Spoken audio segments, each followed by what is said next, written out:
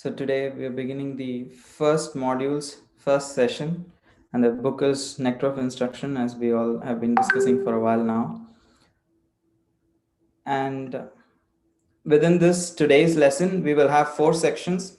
One is the introduction, and the second section will be the overview of the actual whole book of Nectar of Instruction, and then we will see the preface and then verse 1. So the main subject of today's session is to study the preface and the verse 1. However, we will also see an introduction to the book in general and then an overview of the whole book. So these are the four components that we will discuss today. So if you see in this slide, to the top left corner, that is the indication where we are currently, what we are discussing. If you ever feel little lost, you can look at the top left corner where we will see where are we, what are we discussing, in what connection, we are discussing the current topic. So that will always be present on the top left corner. So in the introduction, we will see the history of the book Upadeshamrita, and we will also discuss about the author of the book, Srila Rupa Goswami, and the various commentaries that have been written on this book, Upadeshamrita, and some glories of this book.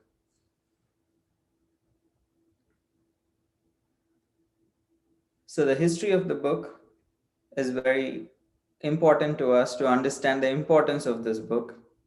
So this book has a history which is related with three personalities, that is Sri Chaitanya Mahaprabhu, Srila Rupa Goswami, and Srila Jiva Goswami. All three are connected to this book's history. We will discuss that.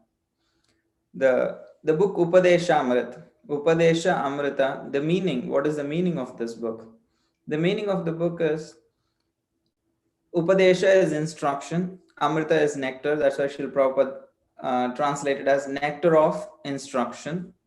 So it is the same. Upadesha is instruction and Amrita is nectar. So the nectar of instruction. Shri indicates the auspiciousness of the book. As I said, there are three personalities involved with this book. It's the author Srila Rupa Goswami that we know. However, from where did Srila Rupa Goswami receive this knowledge? Once, on the shores of Jagannath Puri, Sri Chaitanya Mahaprabhu was absorbed in ecstasy of love of Krishna, and he was surrounded by his associates. And on the seashore, surrounded by his associates, he was in a deep state of ecstasy, remembering Krishna. And suddenly, in that state of ecstasy, he started instructing all the followers. And Srila Govinda, who's the personal servant of Sri Chaitanya Mahaprabhu, wrote in his diary whatever Sri Chaitanya Mahaprabhu was every day performing, the pastimes that he performed every day.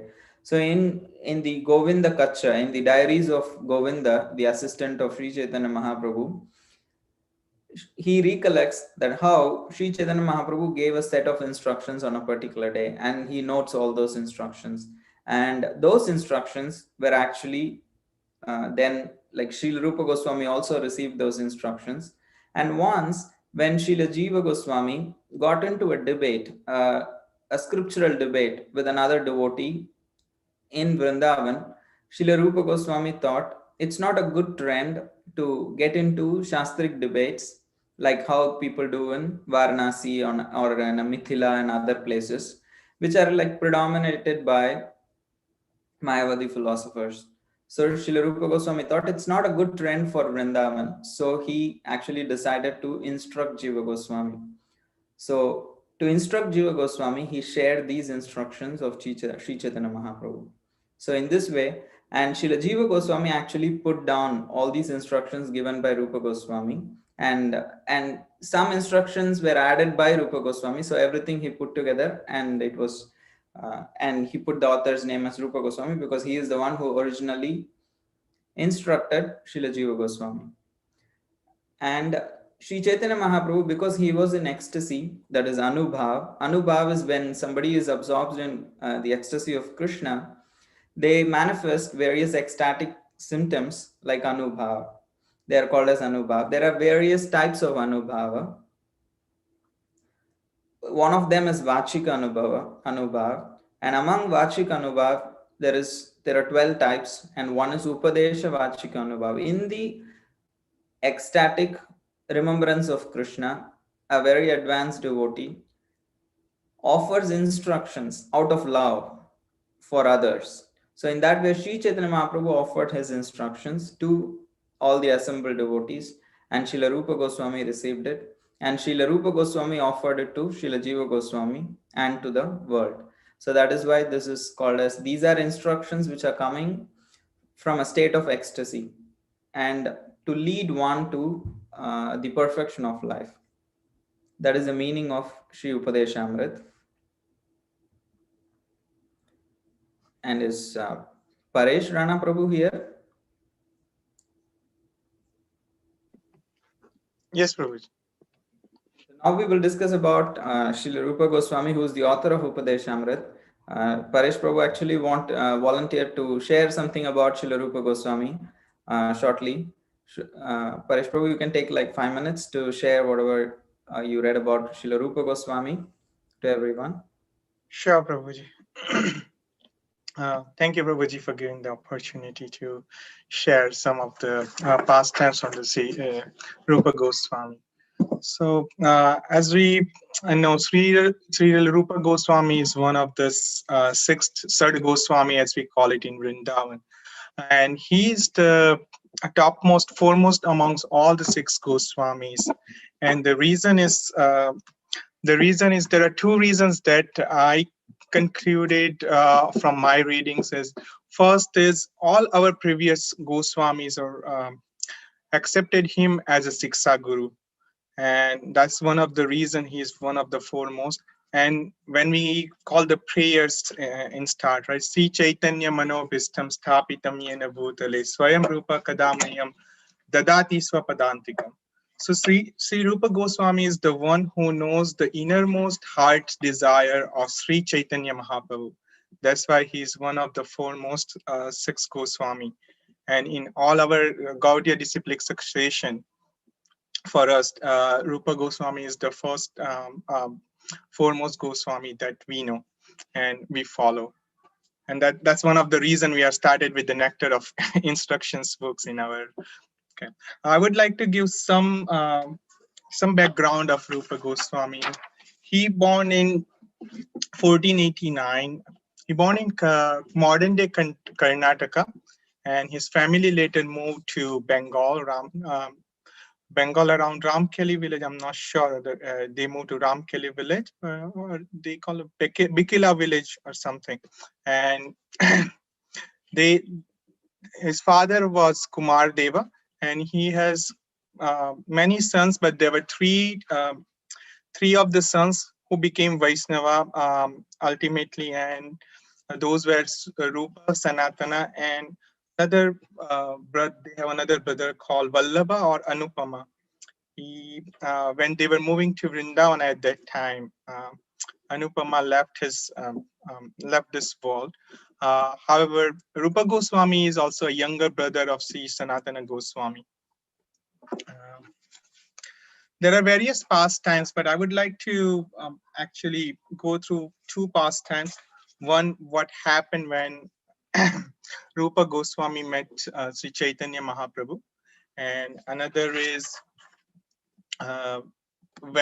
what happened and how the Govindji temple came into place in Jaipur currently. So let me just quickly go through that pastime. So Sri Rupa Goswami, he was a very scholar. He knows around 17 languages, Persian, Sanskrit, and all other languages. And he was very scholar. And in those days, both the brothers were very popular. So at that time, they were called by the Hussein, Nawab Hussein, in Bengal, and asked them to do the service for the government, Muslim government. From their inner heart desire, they did not want to do it, but then it was forcefully, Nawab told them that if you don't do it, then we probably will trouble all the Hindus around the area. And ultimately they agreed out of mercy for all other rest of the people.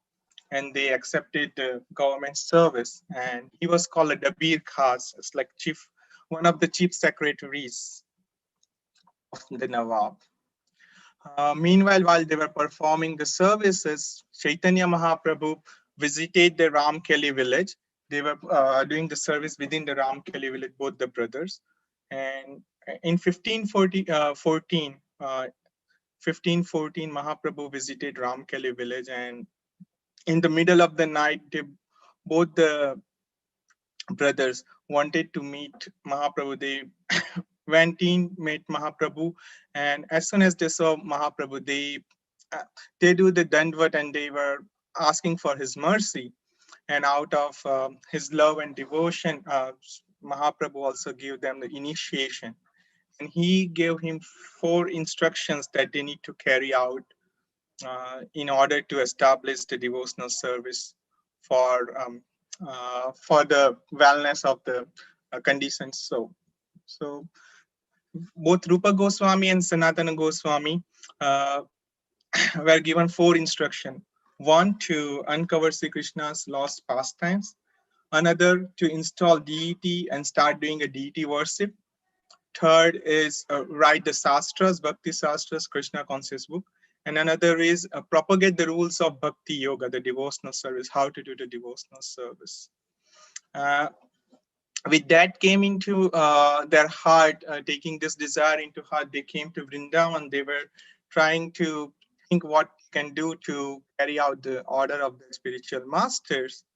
And every day they try to go around the villages, different villages, and sleeping under the trees. One day, at first, he was feeling very distressed that how I'm going to carry out the deity service, because as he was a scholar, he has some understanding how to write the sastras and all, but carrying out the order of his master, how to start the devotional service, he was very distressed.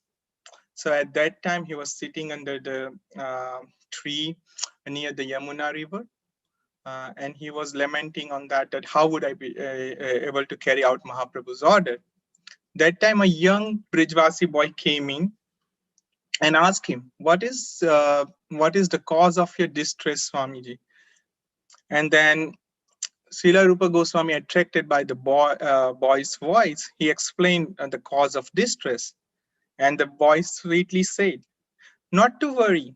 I know there is a Govindji deity who was buried long ago under the hill, under the short hill in Vrindavana. And if you dig that, you will get the Govindji deity and you can start worshipping those deity. And that boy showed where the deities are. The deity was actually buried under the hill. And what that boy said, every day mother cow comes and gives the milk to deity. So the next day, Srila Rupa Goswami went there, and he saw that the cow came and gave the milk on the top of the hill. And where the place was drenched, with the help of villagers, he actually digging that hill, and he found the beautiful deity of Radha Govindji. Uh, he then built a temple, and ultimately Raghunath Das Goswami helped building the temple in Vrindavana. But later era, when Aurangzeb was ruling India, he was out of envy, tried to destroy the temple. So ultimately, that temple deity of Govindji later moved to Jaipur, Rajasthan. Srila Rupa Goswami's Samadhi is still there in Vrindavan, the courtyard of Radha Damodar temple. And Srila Rupa Goswami was also Narottam Das Thakur was explaining that he was Srila Rupa Goswami is the incarnation of Rupa Manjari. Now, who is Rupa Manjari? So, amongst the topmost chief maid servant of Sri Radharani in Vrindavan, Golok Vrindavan, is Lalita Sakhi. And the chief of all the followers of Lalita Sakhi, Sri Rupa Manjari.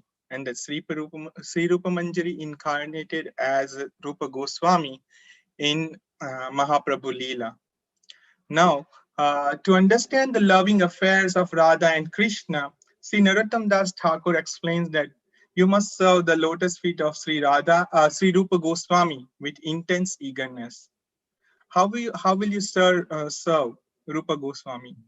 To serve, you should hear, chant, and strictly follow the teaching of Rupa Goswami. To serve, you pray, crying out, meditate upon, and dedicate your entire life to the lotus feet of Sri Rupa Goswami.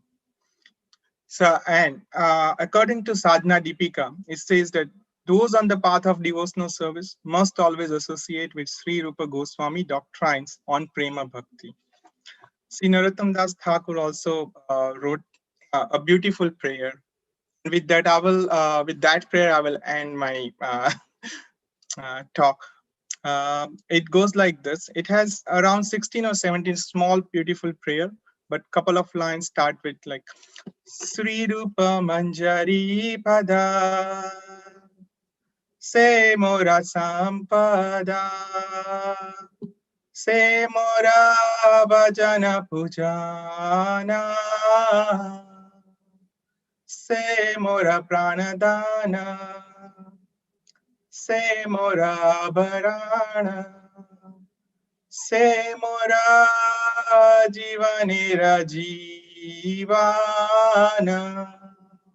It means the lotus feet of Sri Rupa is my treasure, he is my devotion, he is my life, and he is my life of life.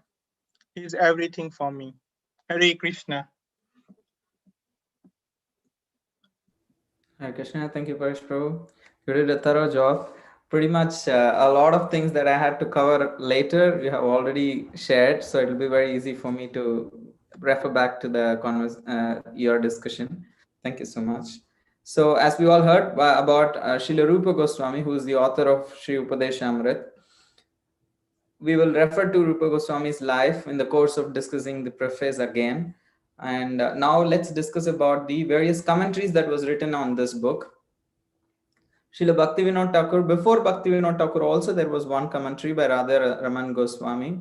However, Bhaktivinoda Thakur is in the recent times, he wrote Piyusha Varshini Vritti, which is, and he also wrote actually a Bhasha. He wrote two, one Bhasha and one commentary. That means one prose kind of a notes and a full commentary.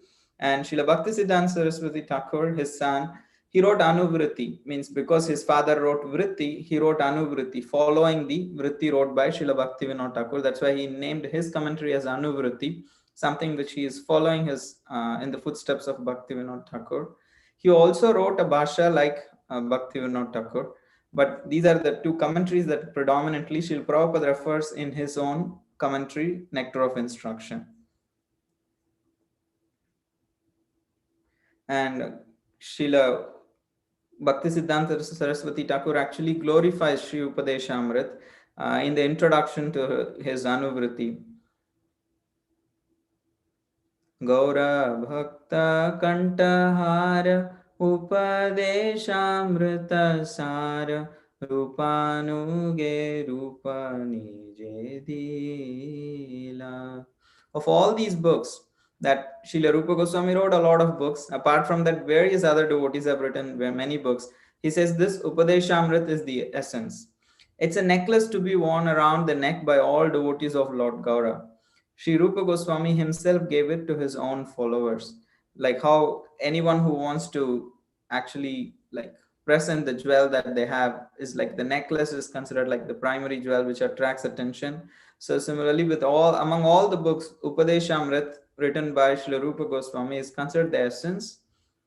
Even though it is considered book for a newcomer, still it contains all the essence of all the writings of Gaudiya Vaishnavas. And he personally gave it to his followers, especially Srila Jiva Goswami, and through Jiva Goswami, everybody else. So we completed the first section. We wanted to see 4 sections today. One is the introduction to the book. overview, preface, and verse 1. We completed introduction. In the introduction, we saw what is the meaning of the name of the book, Upadeshamrit, that is the Nectar of Instruction, and who first spoke it. Sri Chaitanya Mahaprabhu spoke to his followers in an ecstatic mood, and then Sri Rupa Goswami received it, and from Sri Rupa Goswami, Srila Jiva Goswami received it, and then propagated to everybody. And we saw a short history of Srila Rupa Goswami, and then the various commentaries that is written on this book, Upadeshamrit, and we saw the glory of Upadeshamrit. Now, the second section of the class today, that is the overview of Upadeshamrit. So, this book has totally 11 verses. However, these 11 verses contains the essence of everything, as Srila Bhakti Siddhanta Saraswati Thakur says. So, how is it arranged? How did Srila Rupa Goswami arrange these 11 verses? That just in 11 verses, he has given the essence of the whole philosophy. And we will see one outline or an overview given generally, and then we will also see the overview given by Bhakti Vinod Thakur. Both we will see.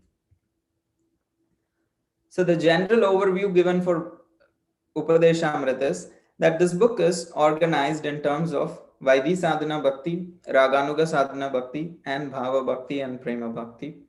The first 7 verses are for practicing devotees who have just taken up the practice of bhakti, whose practice has not yet achieved the platform of Nishta, has not come to the platform of stable, steady devotional service. So they are just endeavoring to practice devotional service. So the first 7 verses are mainly for those who are practicing in the stage of Vaidhi Sadhana Bhakti, or it denotes or it explains details what we should do in these initial stages, these first 7 verses.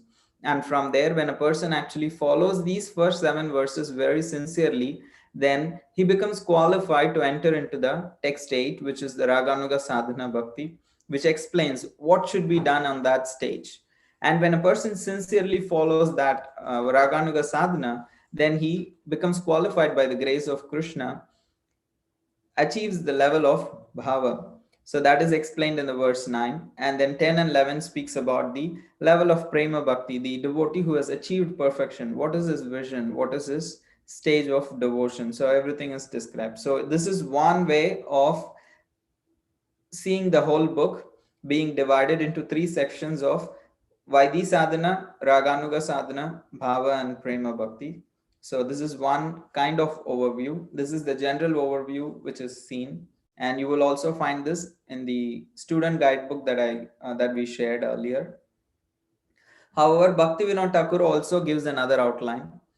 He sees the whole book, Upadeshamrit, is meant for someone who wants to be a Madhyamadikari, because we all know that there are 3 types of devotees.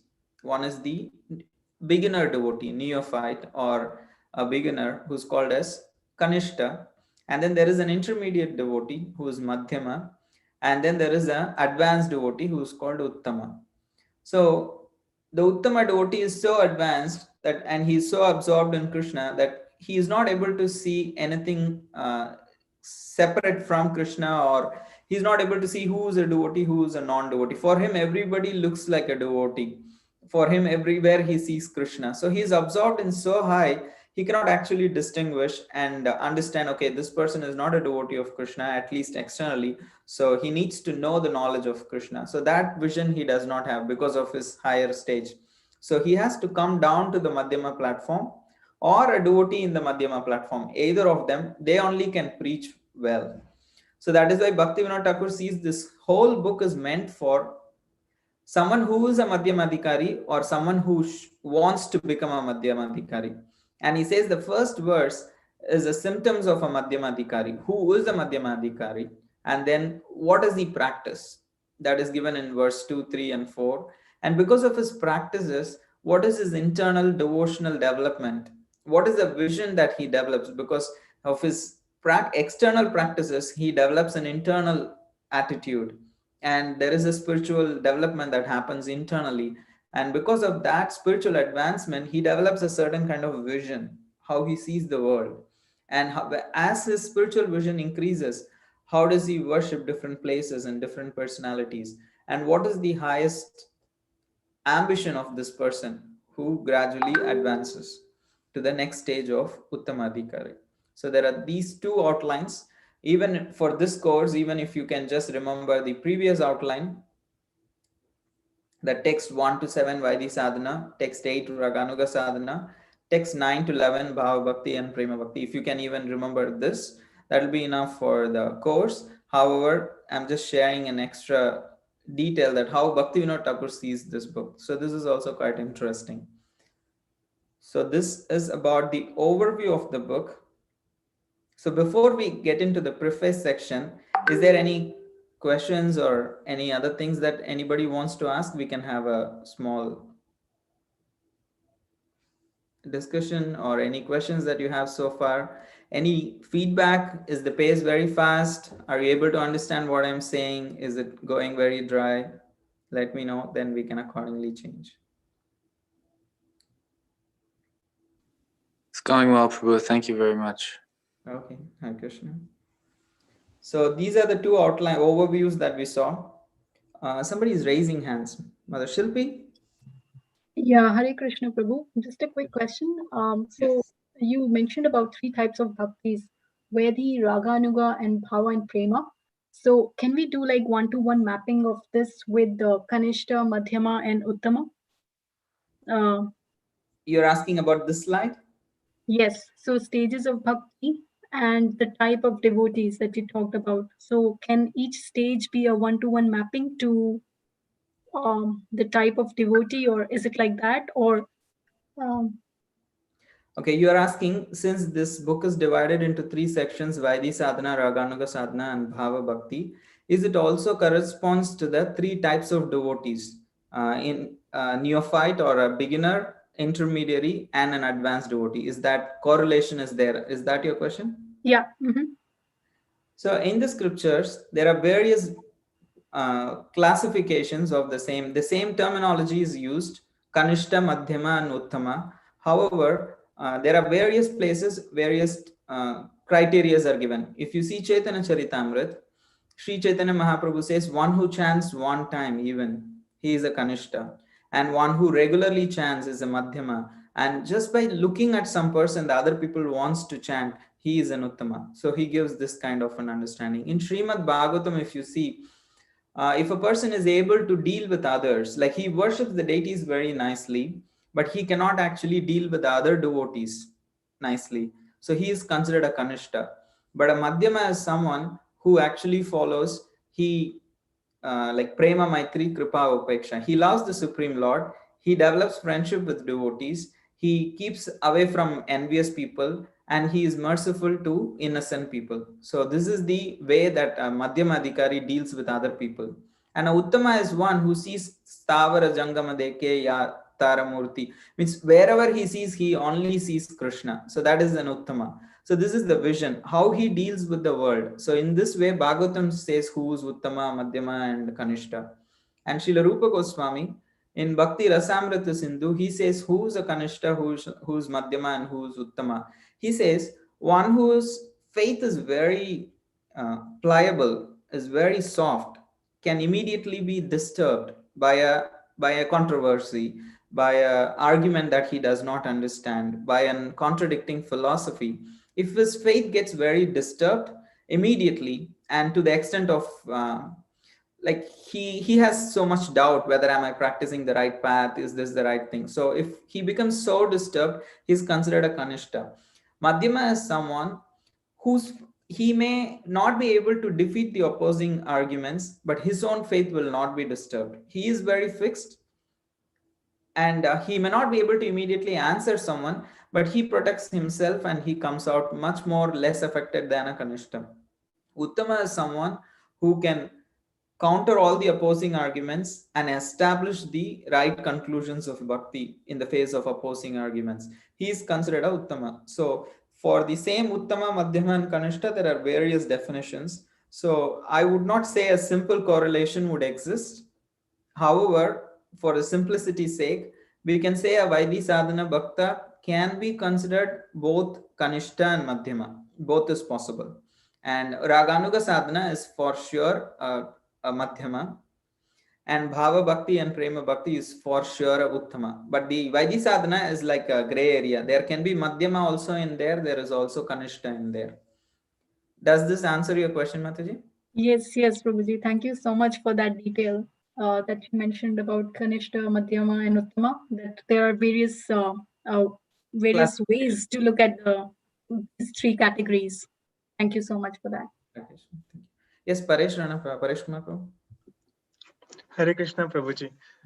Prabhuji, you talked about the commentaries that Bhakti Siddhanta Saraswati Thakur and Bhakti Vinod Thakur gave it for Nectar of Instruction. Are we going to learn about those commentary ahead, or can you elaborate a bit on that? What they have mentioned in their commentary about this book? Srila Prabhupada very much follows Anuvritti, which is Bhakti Siddhanta Saraswati Thakur's commentary. He very explicitly takes the name of the commentary when he refers to it and pretty much follows a lot of that commentary. And Bhakti Vinod Thakur's commentary, I'll include wherever it is like necessary, because Bhakti Vinod Thakur has written another book called Bhakti Aloka on verse 2, 3 of this particular book. He has written like 12 essays. And those essays are all put together and compiled into a book called Bhakti Aloka. So I'll be referring to that also whenever it's relevant for our discussions. And today also in this presentation, I have included their commentaries also a little bit. I have to balance both of not overloading too much also for this course, because this course is just Nectar of Instruction is the book for this course. And the questions are going to be very much based on what is written in this book. However, I'll add other commentaries as and when necessary. And I'll also try to balance to not make it super dense for others also. There will be a balance. We will surely refer to them, but not very extensively. Thank you, Prabhuji. So the next section that we will be seeing is the overview, preface. I'm sorry. So now we actually are beginning this book. So I hope you all have either a soft copy or a hard copy that you can refer to. So it's a small book. So we will try to refer to the book as much as possible, like literally read through during the session. However, it could be difficult when the verses are very long, when the purport is very long. We may not be able to literally read the whole section here right in the class. That's why I'm requesting everyone, if you can have a first reading by yourself before coming to the class, then you will know where we are, what are we discussing, like that. So I hope most of you could watch the video that I sent on Preface and verse 1 and kind of have a first reading, like a rough reading. I assume you all could do that. So then it will be easy for you to follow when we now discuss about the Preface. So if there are no other questions, we can just get into the Preface. Okay. In this book, or the preface of this book that Srila Prabhupada writes, we will see an overview of the whole preface. We will see what is given in the book, and then we will discuss, and also we will review the learning objectives for the preface. I shared these learning objectives in a separate file earlier. So we will go through, did we cover all those learning objectives after discussing the preface? And Paresh Prabhu actually discussed a lot that I had to mention. So it's going to be like, I'll be just referring back to his points that he made when he discussed about Srila Rupa Goswami. The first thing Srila Prabhupada begins his preface is, the Krishna conscious movement is conducted under the supervision of Srila Rupa Goswami. So the whole Krishna conscious movement is being conducted under the supervision of Srila Rupa Goswami. So that's why the first topic that we will be discussing is the author, Srila Rupa Goswami, and his importance. Because Srila Prabhupada says, if you want to understand the mission of Lord Sri Chaitanya Mahaprabhu and follow in his footsteps, then you need to follow in the footsteps of the 6 Goswamis. They are the primary followers of Sri Chaitanya Mahaprabhu, under whom all the other followers come. However, even those 6 Goswamis consider one of them as the leader of their group, and that is Srila Rupa Goswami.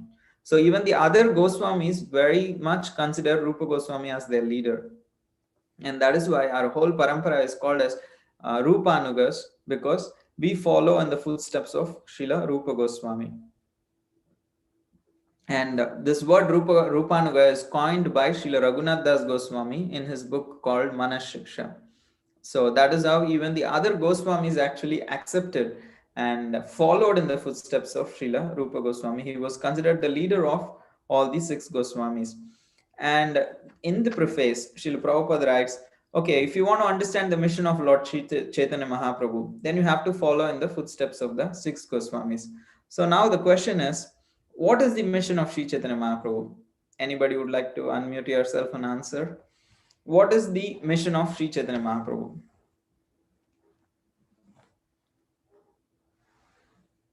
You can even refer to the preface. Prabhupada has written it.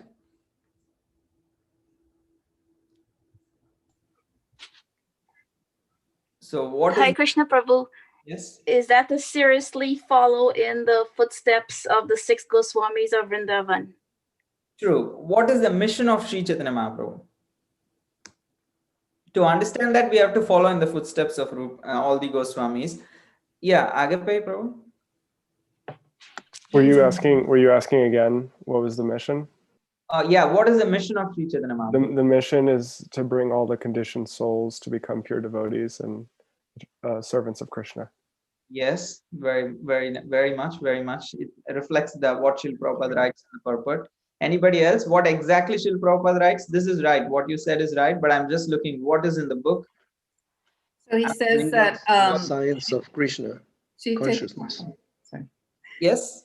Chaitanya Mahaprabhu appeared in order to bestow upon human society the benediction of the science of Krishna. Yeah, that's exactly right. What is the mission of Sri Chaitanya Mahaprabhu? He wants to bestow on the human society the benediction of the science of Krishna. That's what he wants to give to all of us. He wants to give to all of us the science of Krishna. And then if you read what Srila Prabhupada is writing, he's saying, oh, okay, the science of Krishna, what is the deepmost, innermost secrets of the science of Krishna? That is the Ras Leela. That is this activities as his conjugal love with the gopis. And Sri Chaitanya Mahaprabhu has appeared in the mood of Radharani. So if you really wants to understand the transcendental loving affairs of Radha and Krishna, which is the innermost core of the science of Krishna, if someone wants to understand the Unnata Ujjvala Rasa, the topmost rasa of what is the dealings of Radha and Krishna, and Narottam Das Thakur saying is, what do we need to do?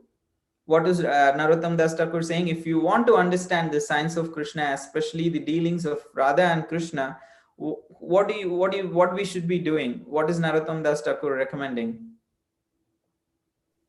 To follow in the footsteps of Srila Rupa Goswami. Specifically, there's something that he is writing. To control the mind and the senses? No. Oh, seriously, follow in the footsteps of the 6 Goswamis? Yes. How do you follow in the footsteps of the followers? There is something very specific he is writing. Narottam Das Thakur in his bhajan, 2 lines is given in the preface, and after that there is a line that Srila Prabhupada translates it. So one needs to read the literatures given. Yes. Yeah.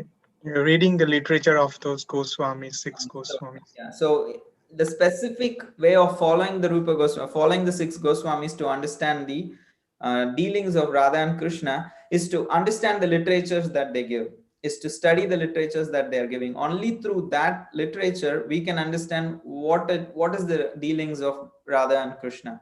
And among all those literatures, Upadeshamrita is considered as not just the essence, however, it is also considered as the first book that all the sadhakas who begin to practice must read and practice. So is there any questions on this? So we just saw the first 2 paragraphs of the preface.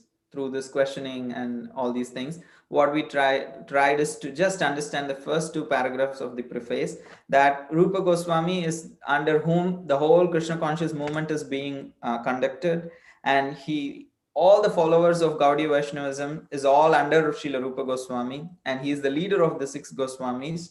And only by reading the literatures given by these 6 Goswamis, we can understand Radha and Krishna. Someone can say, I don't bother to understand Radha and Krishna. Why should I? So then they say, oh, you don't understand. Sri Chaitanya Mahaprabhu actually came to give the science of Krishna. And the most important aspect of that science is to understand the dealings of Radha and Krishna. And if you want to understand the mission of Sri Chaitanya Mahaprabhu, then you have to follow in the footsteps of 6 Goswamis. And the names are given in the second paragraph. So now, and then we are also seeing Srila Rupa Goswami is considered the leader of those Goswamis, all the 6 Goswamis. And then Prabhupada says Sri Chaitanya Mahaprabhu gave only one literature, Shikshashtaka, as the essence. So similarly, Rupa Goswami wrote a lot of literatures, but he also wrote a very important one, which is the Upadeshamrita. So let's go to the next slide and then see the rest of the preface. So now the rest of the preface addresses this aspect of what is the purpose of this book, Upadeshamrita? Why did Srila Rupa Goswami write? Why are we making such a big deal out of this book? So what is the purpose of him writing this book? So various places Srila Prabhupada mentions that why Srila Rupa Goswami wrote this book. So in multiple places he mentions in the paragraph 2 that he gave to guide our activities. And later in the same second paragraph, towards the end, he says, so that we may become pure Vaishnavas. And in the 4th paragraph, he mentions that so that we can become Goswamis, and after we can become pure devotees. And to the last line of the preface, he writes, so that it will be easier to make one's lives successful. So these are the various reasons for which Rupa Goswami wrote. So in essence, if you want to combine all these 5 things and to say in one sentence, what would you say? What is the purpose of Rupa Goswami writing Sri Upadeshamrita?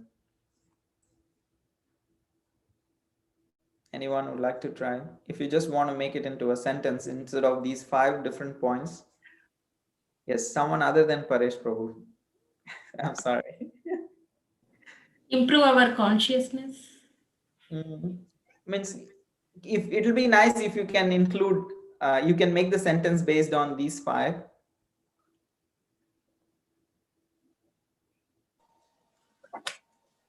Is it to control? Is it to enable us to control our mind and senses so that we can achieve the ultimate goal, which is pure love for Krishna? Yes. Is this Anagasaki Mataji? Yes, yes.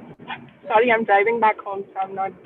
Oh, I was amazed how you're still able to answer. Thank you. Yes, exactly. She said what is there in the preface that Srila Prabhupada writes. Prabhupada writes, to achieve the highest success in life by becoming a Goswami, that means control senses, and then become a pure devotee of the Lord. This is the aim of life. So what is the highest success of life? That becoming a pure devotee. But before becoming that, we need to actually become a Goswami. We need to control our senses and mind. Then we can go to the stage of pure devotee. And if we go there, then our life is successful. So this is the purpose. If you want to state in one line, the preface has it in the last paragraph. To achieve the highest success in life by becoming a Goswami first, and then a pure devotee of the Lord, one must follow the instructions of Upadeshamrita. This is the purpose. Radha Prem Pradamataji, you also raised your hands. You want to add? It was earlier, Prabhuji, so you all, Mataji also said, and then you finally you concluded it, so it's okay. Thank you. Sorry, I should have taken you before concluding. It's okay, Prabhuji. Thank you. So, and the last topic that we want to discuss on the preface is, there is a very nice statement here. It says advancement in Krishna consciousness depends on the attitude of the follower. So Srila Prabhupada every now and then, of course his purpose and his words every word is valuable, but there are some sentences that he gives. There is one-liners that he gives, which is wow, boom. It's like a jewel that we need to collect and store, and we can they can guide our lives very much. So the advancement in Krishna consciousness depends on the attitude of the follower. And this has various implications, like various meanings. It can be taken in various contexts. But here we are going to see one particular context. So before that, let's take a guess. Those who have not so far got a chance to speak, if you would like to speak, what do you think this statement means? Advancement in Krishna consciousness depends on the attitude of the follower. What attitude? What is that attitude which decides our advancement in Krishna consciousness? Any guess, any thoughts on this? Prabhu, the mode of goodness? The mode of goodness. Interesting. Meaning to follow the principles? To follow the principles and coming to mode of goodness, and from there becoming a pure devotee. Yes, makes sense. Any other guesses? I would say it's like, what is our intention behind what we are doing? Because, you know, is it like, are we worshiping deity to get siddhis or any yogic powers, or to, you know, prove ourselves better than others? Or is it actually to just be servants of the servant of the servant of the servant of the servant? So you are taking that word attitude as an intention. Yes. What is your disposition when you're trying to serve? Okay, that's a good like an outlook. Anything else, Mother Indira? I think I was going to say exactly what she just said. So what your intention is, or in what way you actually practice Krishna consciousness. So if you're kind to people, or if you just want to lord it over people, tell them what to do, or if you want to engage them in a loving way instead, like, yeah, so your attitude. Your attitude, you're mainly taking your disposition in trying to deal with others and service of Krishna. What is your disposition, how you take it? Okay, that's good. First, Mother Olga, and then Rohan. I think it might also include your understanding of your position in relation to the Lord. So understanding that you are not the doer, that everything belongs to Krishna, having this disposition of general surrendering to the Lord. Understanding who's the doer,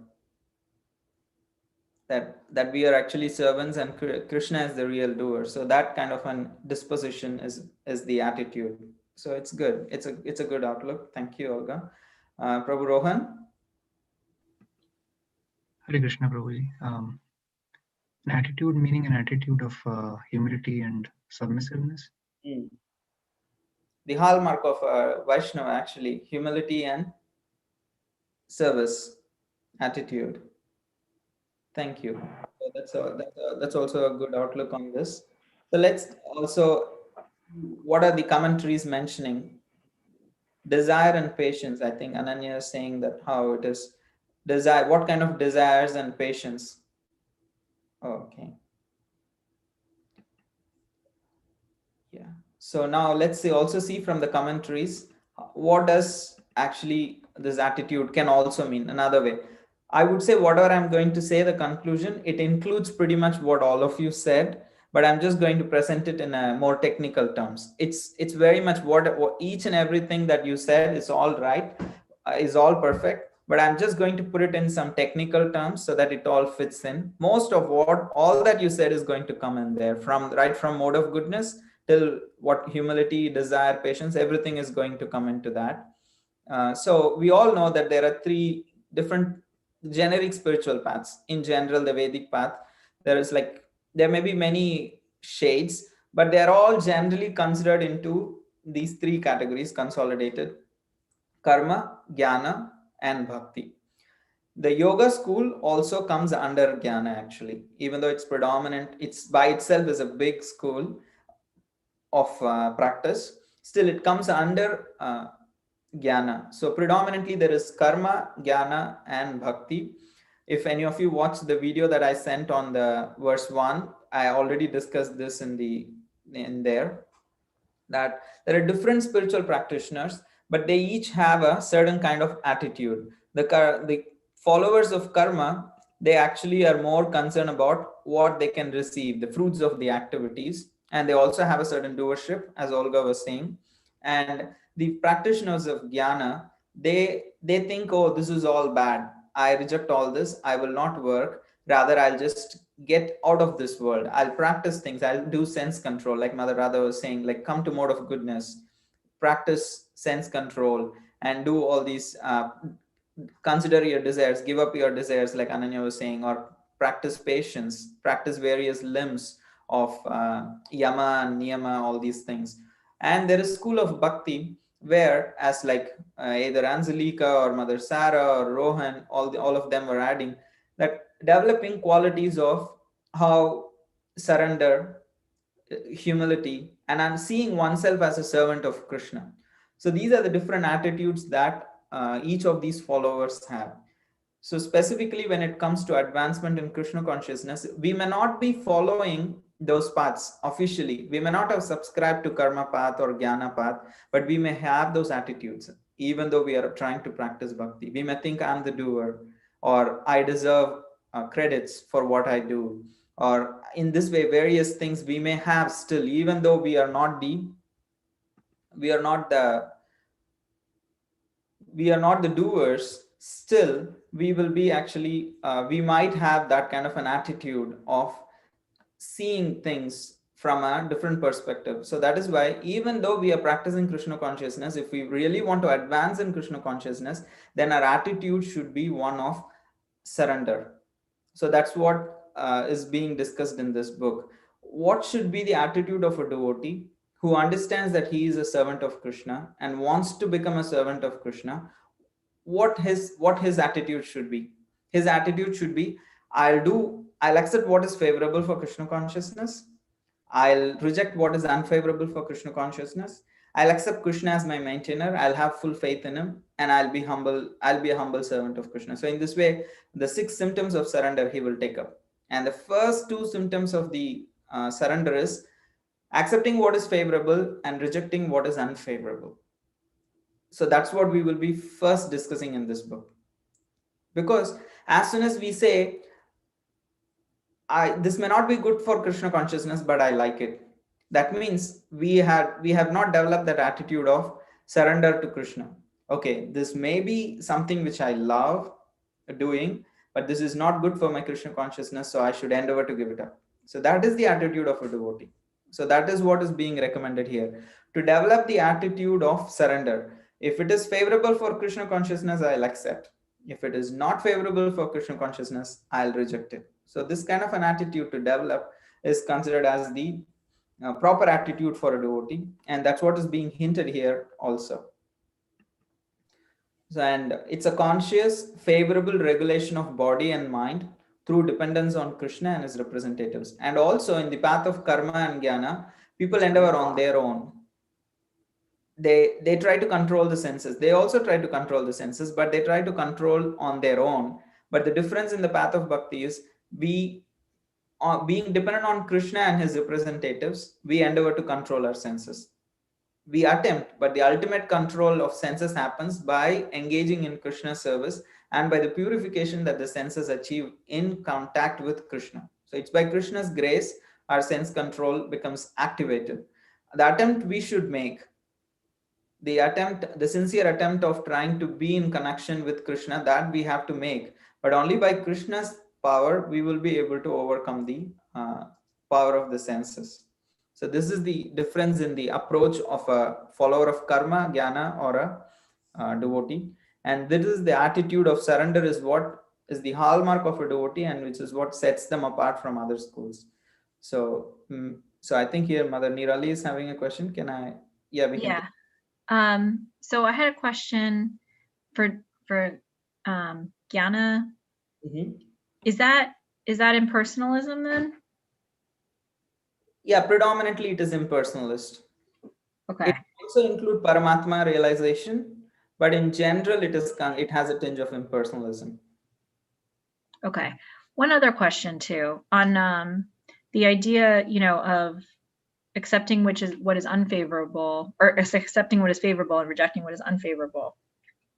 So knowing that, right? So if you can understand that conceptually, but what does it mean when somebody, if you do that, you know, knowing that, but then it's, I guess that would be artificial rejection. I'm trying to think of like an instance where you would do that, but you're maybe not ready to do that. So like you do it in a way that, okay, I'm going to do this, but then you're hankering for it otherwise, you know? I don't know if there's like a term for that or how that. Practical question. I really appreciate this question. So if I rightly understand the question is, we know that this is the right principle of accept what is favorable for Krishna consciousness and reject what is unfavorable. I may even attempt to do it, but I may not really be convinced in my heart. The attraction to those things may still exist and it may pull me. So there may be like kind of a tension there. And is that the question actually? Yeah, that's it. Exactly it. That is why here we also see on the slide, it is written, I reject, but I have to turn my attention to Krishna and say, Krishna, this is becoming difficult for me. I'm trying to reject this for your pleasure. I really means at this point of time, my heart is hankering for it, but I know this is not what you want me to do. So I'm actually rejecting it for your pleasure. Please give me the strength so that it becomes natural for me. So develop that. You give me the higher taste so that I can naturally become detached from this. So that is what is the attitude exactly. You asked a perfect question for me to answer this whole section actually. This is the attitude of a devotee. Even when he is unable, he still does it for the pleasure of Krishna and turns and helplessly raises his hands to Krishna and says, Krishna, I'm not there. I don't have the ability. You please help me. You please give me the higher taste so that I can. And then taking the help of the devotees. So this is the attitude. The Gyanis try to do it on their own strength, but we try to do it not by our own strength, but by the strength of Krishna that we receive from Krishna and the devotee association. In that combination, we try to do that. And gradually we will develop the strength, but that's not because of our own greatness. Can you turn your video off? Yeah. So I like that explanation about jnana, you're doing it by your own strength, and in bhakti, you're doing it by the strength of Krishna. Okay, thank you. Thank you. So if there are any other questions we can take on this section, otherwise we can go have a little break and then come for verse 1. So if there are any questions. Yes, Paresh Prabhu. So Prabhuji, what that means is you develop an attitude of surrender, but however you are not just raising the hand that I'm not going to do any karma or not doing anything. I will just depend everything on Krishna. That's not the attitude. You develop an attitude to surrender, but whatever you do, you ask a strength from Krishna and do for the pleasure of Lord. Is that the correct understanding I have? Yes, a prayerful dependence on Krishna and guidance from devotees. Thank you, Prabhuji. And Mother Shilpi? Yes, Hare Krishna Prabhu. So in addition to what Nirali Mataji was asking, there was a couple of points that were coming to my mind. I thought I would just share. So I heard it in one of the lectures. Chaitanya Charan Prabhu says that from your place, at your pace, access Krishna's grace. So like bhakti is not a digital signal, it's an analog signal. It's not 1 and 0. It's not black and white. There are different shades of gray in between.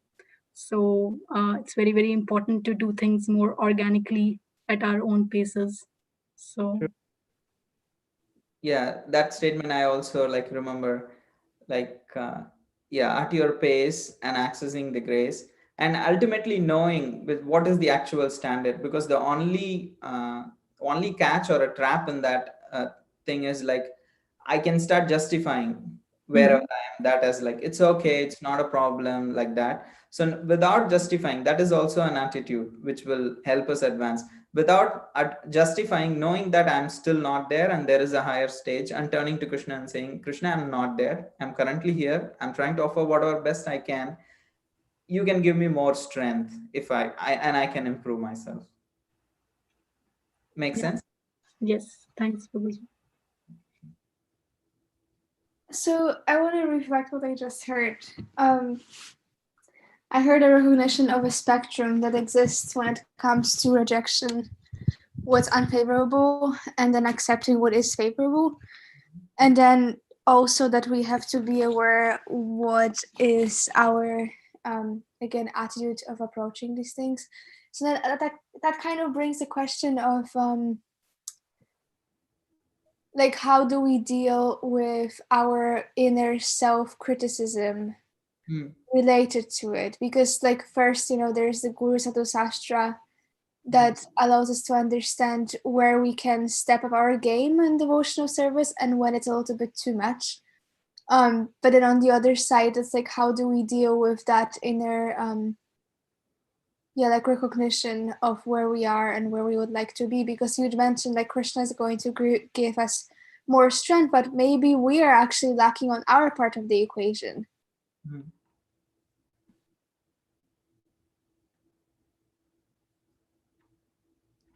Can you come again? Sorry. Yeah, so the final question or like what I would like to ask about is simply, you mentioned how Krishna is eventually going to give us more strength when we are asking and attempting to go higher in devotional service and serving him, but then what if it's not him, the matter of him giving us more strength, but actually us just not putting enough effort? And then how do we know if our understanding is even proper?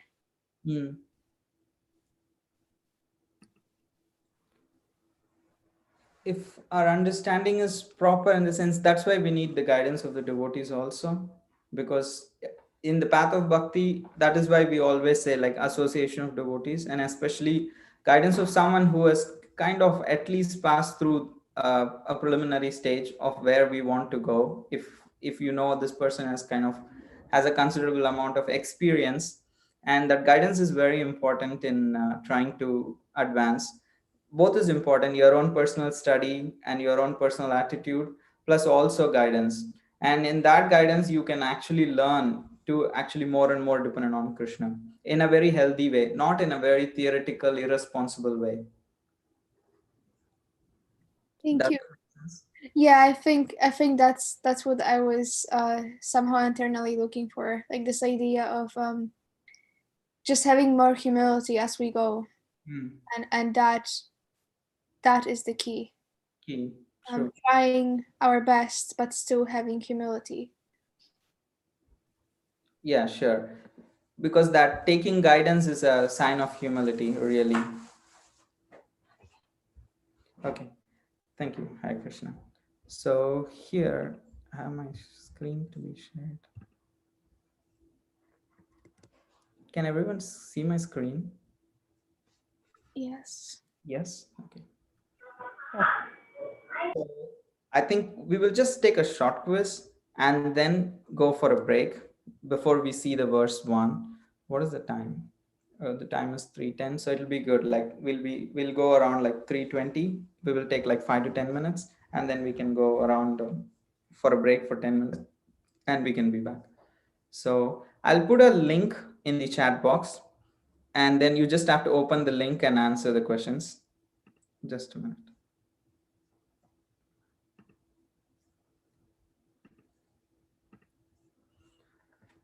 Krishna.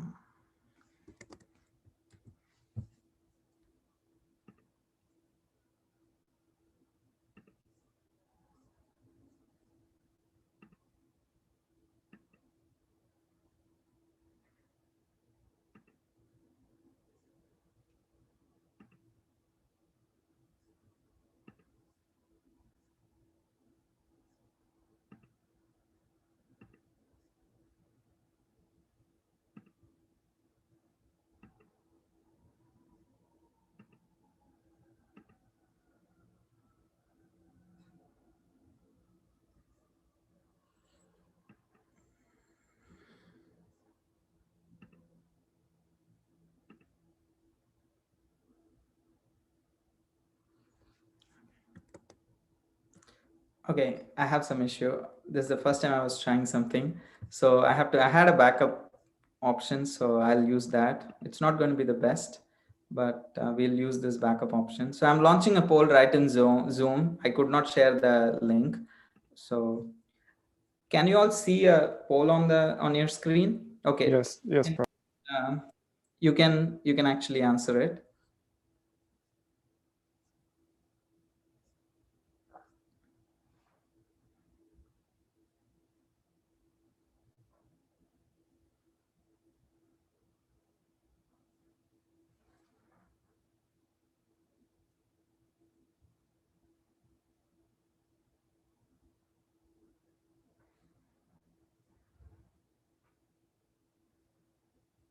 You can look at your book, no problem, if you don't know the answers.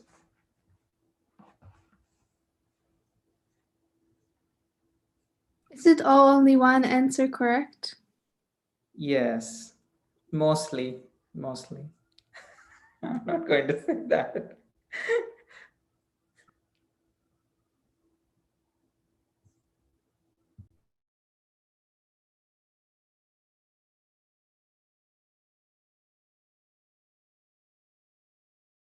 Is this just, yes, just the preface. Okay, never mind. True, it's just the preface.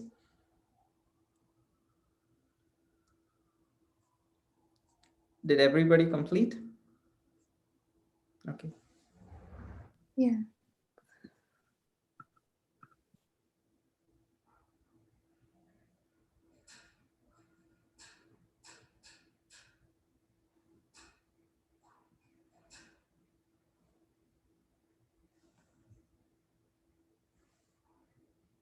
I hope everybody is looking at the poll and you're able to access it on your screen.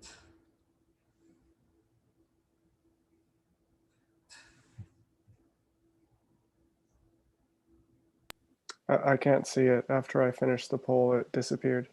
Yeah. Okay. But did you answer all of them? Yeah. Yes, Prabhu. Sorry, I had this as a backup option. I have never used a poll. For me also, it's new. But I had another Google form. I don't know why I'm not able to share it. When we have a break, I'll figure that out. So for the verse 1, I should be able to share with all of you. Perhaps you can just share it in the WhatsApp group. What? Okay, that's a good one. Yeah, I'll do that. Not now. For the verse 1, I'll do it.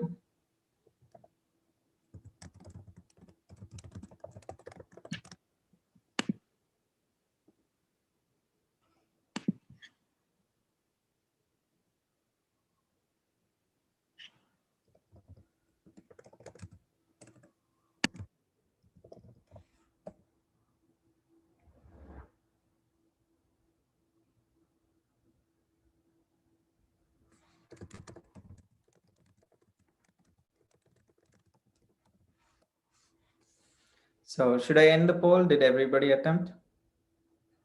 Yes? Yes.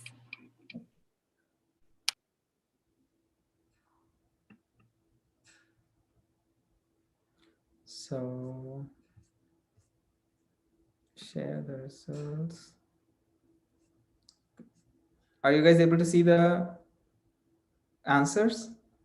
I'm not sure.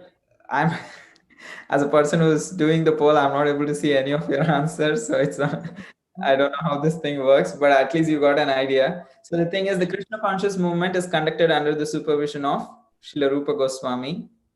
In all spiritual affairs, one's first duty is to control one's senses and the mind. And advancement in Krishna consciousness depends on the attitude of the follower. And Sri Upadeshamrita constitutes the first instructions for newcomers to Bhakti Yoga, or basically sadhana devotees who are practicing sadhana. So this is what are the answers. So yeah, thank you for attempting the poll. And here is a question that I had from Ananya. And after that, we can go for a break. We also had a class discussion. Once you come from a break, we can have a small discussion on this preface. So the question from Ananya is, first we become Goswami, then we become a devotee. That's what Srila Prabhupada writes. The question is like, if becoming Goswami itself is such a difficult task, so then where is the hope of becoming a devotee? So So it's a very right good question. When Prabhupada says, oh, first we have to become Goswamis and then become a pure devotees.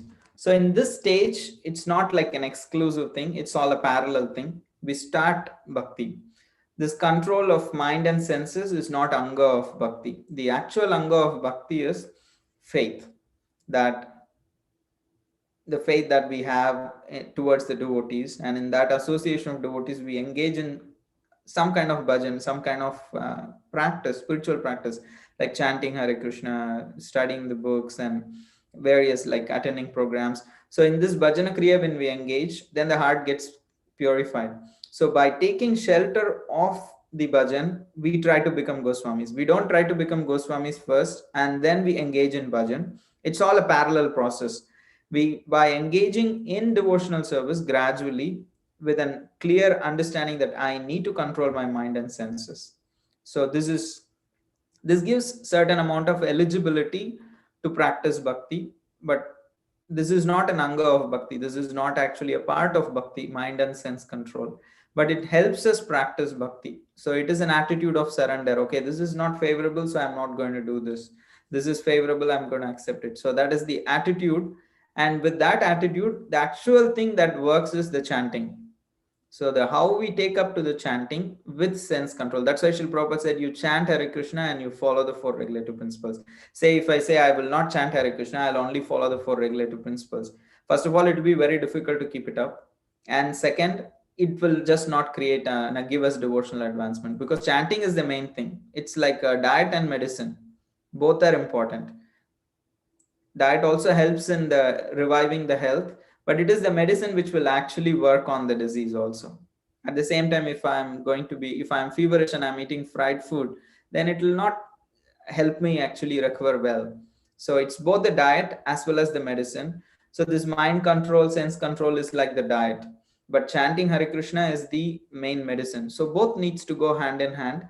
And the more we chant nicely, the more we engage in devotion service with right attitude, we will develop the ability to practice the mind and sense control also. It's both ways.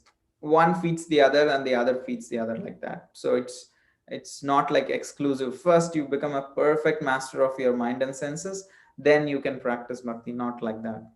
I hope it answers your question, Ananya. I'm sorry I'm not able to directly get in touch with you, but I hope this answered your question. So now what is the time? It's 3:20. So for 10 minutes break, we'll be back. Please come back at 3:30. So kindly be back at 3:30. We'll see you soon. Hare Krishna. Hare Krishna. Hare Krishna.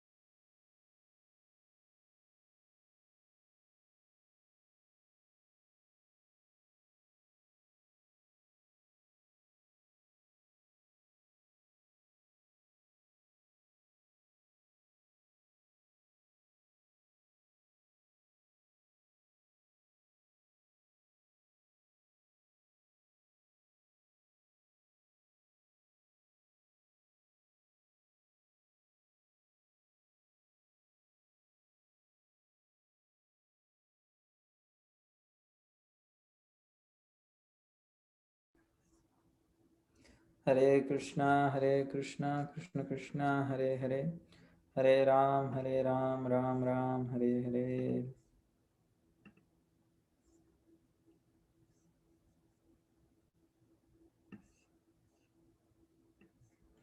Hare Krishna, Krishna Krishna, Hare Hare, Hare Ram, Ram. Hare Ram, Ram, Hare Hare. Okay.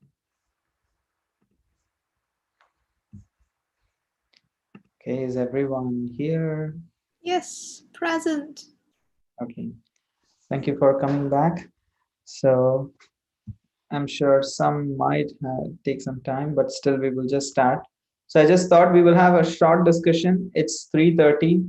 I have a whole one verse to cover, which is the main thrust of the whole section, verse 1. So I don't want to take too much away from the actual subject matter, but a very short kind of a discussion on these questions. I think I had already shared the questions for you to think about it. So if you want to share, did I share? Yes. Yes. Yes, Prabhu. Yeah. Yes, So you did. thought about it and you have any thoughts that you would like to share on this, just be succinct, and yeah, whoever wants to share can go ahead and share. Then we can have like small kind of a conclusion on each of those questions, and then we can move on to the next. Anybody would like to go first? We can take up the first question, importance of mode of goodness in devotional service. So there are multiple questions, or if you have a particular argument or a question, that's also fine. You can just state it and answer it. Anything is fine. So you're welcome to add your opinions on the topic.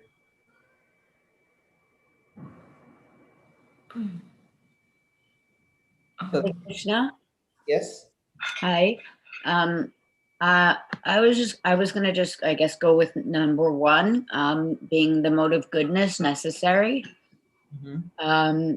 So I don't know. I've been to the. I'm going to show myself here. Hello. A few times I've stayed at the Eco Village and with a lot of the wonderful monks there, and I feel like through absorption of spending time with devotees, with especially the monks that are there, going to and seeing all of the goodness that's around with Radha Swami and the ladies that are sewing. So for me, when you say mode of goodness, there is no other way to advance. Mm-hmm. If you are having jealousy or you are having offenses, you're going to keep falling down. So I feel like the only way to is to want others to lift other people up. Keep lifting other people up. Don't worry about yourself. Just keep lifting other people up. And it's not about you at all. It's about how can I service other people. That's my answer. Yeah, I want to add to what Stacy Mataji just shared. Yes. And it's so what I heard and also what I thought about as an answer to this question is because the mode of goodness allows us to be the most stable in our practice. Mm. How the mode of ignorance is, simply like forgetfulness, complete forgetfulness, and clouding of consciousness. When we think about like the one of the four regs being no intoxication, and like intoxication being completely what clouds the consciousness. And then the mode of passion being just kind of this attitude of like, okay, I will chant 16 rounds today, and tomorrow I'll chant none because I'm not in the mood, right? So I feel that the mode of goodness is very important. Of course, we should go above, and when we practice devotional service, we do go above the all the modes, but at the same time, still having the mode of goodness as the one that we kind of fall onto, as the one that allows us to keep our service going and to keep our sadhana nicely, so we can be nicely situated in these practices. Thank you, Anjalika. Anybody else? I see Rohan Prabhu. Hare Krishna Prabhuji. So just my 2 cents that yes, the mode of goodness, like in the Bhagavad Gita, it is said that Satvat Sanjayate Jnanam. So from the mode of goodness develops knowledge. So it helps us differentiate between what is right and wrong. So yes, I think it is good to be on the mode of goodness if you want to advance. Okay. Yeah, that's a nice point. Thank you. Anybody else?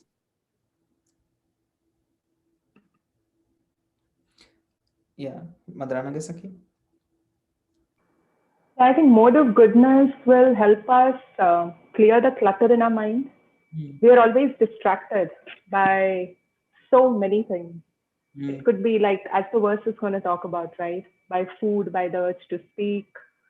So I guess mode of goodness will clear up the clutter in the mind so we can fill it up with Krishna, which is a requisite for attaining pure love of Krishna, right? If you cannot think of the person, then you cannot love the person actually. So I think it will clear up the space in the mind to be able to remember Krishna and never forget him. Yes, thank you. Anybody else?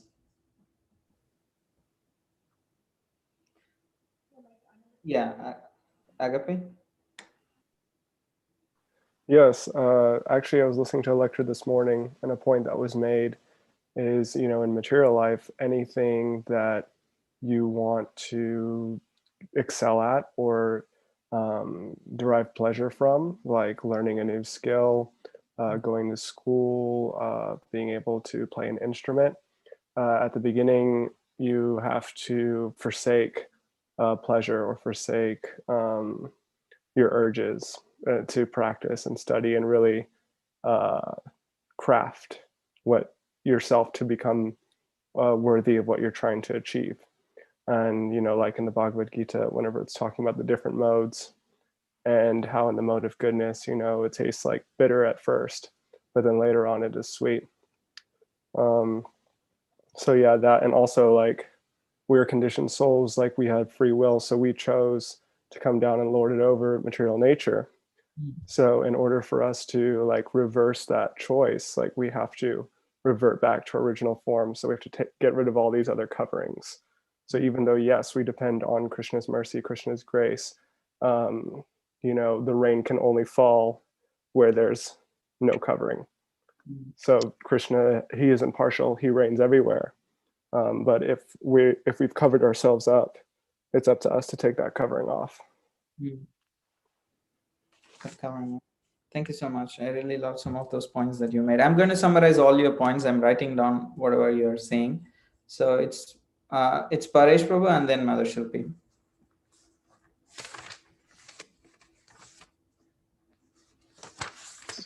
Hare Krishna Prabhu. So, what I think is Krishna's grace is important, but why we should develop the mode of goodness and practice devotional services.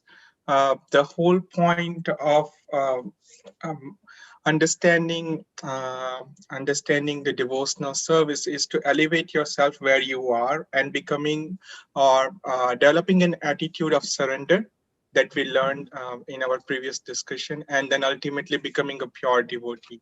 In order to do that, you, as whatever mode you are in, first mode that will elevate you is probably from passion to goodness.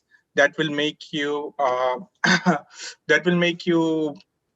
I would not say eligible, but that will probably give you more strength and understanding that how you can understand the whole process of devotional service itself. And then ultimately you can by Krishna's mercy, you can advance yourself towards, developing the attitude of surrender, associate with the devotees, and then ultimately become a pure devotee. Thank you. Thank you. Mother Shilpi? Yeah, Prabhu. So I feel that actually mode of goodness is more of a byproduct of our devotional practice, like chanting or hearing lecture, or just being part of this class. It automatically takes us into that mode, which is more of a byproduct of doing all of these things. And as you mentioned in previous questions, that it is more of a one feeds the other. So it's not a sequential process that once I come to the mode of goodness, then I will advance. It's more of a parallel process that happens, more going hand in hand. So mode of goodness, basically, when we are chanting or when we are meditating or when we are reading Bhagavad Gita, it makes us more aware of who we are and where we need to go. So that in itself is, I feel that it is good to, as at least as a starting point, to advance in our devotional service. So yeah. Thank you so much, Shilpi. Preeti? Hare Krishna Prabhu, I just wanted to talk about the number 3 in the second set of questions, because I think that is very pertinent to many of us. In my experience, I think like Srila Prabhupada wanted us to chant and eat prasad, because those things, like the other speakers have said, if you just start doing them, sort of the ability to control your mind and senses becomes easier, and it's more, like you were saying earlier, becoming a Goswami and Bhakti aren't mutually exclusive. It's more a circular process that builds on one another. And I think if you try to develop the mode of goodness, it shows much more commitment, because we have to remember Krishna didn't turn his back on us. We turned our back on him. So we have to take some steps and not just say, well, hopefully Krishna is going to get me out of this again. It's better to be proactive. You'll get more out of the process. True, proactively being Krishna conscious. Thank you so much. So, thank you all for all these points that I have noted down. Amazing. I'm so confident all your open book assessments are going to be so colorful. You all brought out nice references from Bhagavad Gita and also nice points. It just hearing everyone, it's like a whole summary for these all the questions that we put out here. So just going by the questions and then taking what on all you offered here as suggestions. So the first thing, there are two topics here. One is the importance of mode of goodness in devotion service. And the other question is very much related. If you see sense control as mode of goodness, it's literally the same question, but still they have some kind of a flavor difference. So why is sense control so important for devotional service? Both are kind of very related. So as many of you here mentioned, how mode of goodness brings knowledge. I think Rohan Prabhu said that Satvat Sanjayate Jnanam. So knowledge comes in the mode of goodness. So that with that knowledge, one can understand, one can become stable, like how others were mentioning, like stability and also discipline. I think Agape said, like how anything we want to learn, we have to have some amount of discipline. So it's, even if it could be a normal music class, but still you need to have some kind of a discipline. And that's not that if just because you're going to be disciplined doesn't mean that you will learn music, but for you to be a very effective student, your discipline can help. Just because you're super disciplined doesn't mean you're going to be an excellent musician, but it can, if you already have a music talent and if you had discipline and kind of a proper attitude in dealing with that learning process, then there is more chances that you will become a better musician. So similarly, mode of goodness is not a qualification to become a devotee. Anybody can come to devotional service. That's why the process of bhakti is not dependent on anything. It is costless. If you have mercy of a devotee, if that Agyata Sukriti is there, you can come to devotional service. You can practice devotional service. There is no other prerequisite for practicing bhakti. Anyone and everyone can come to bhakti and practice bhakti. So there is no doubt about that. But as many of you mentioned, the stability part, we may start practicing bhakti, but we all know the struggles and when we start to practice bhakti.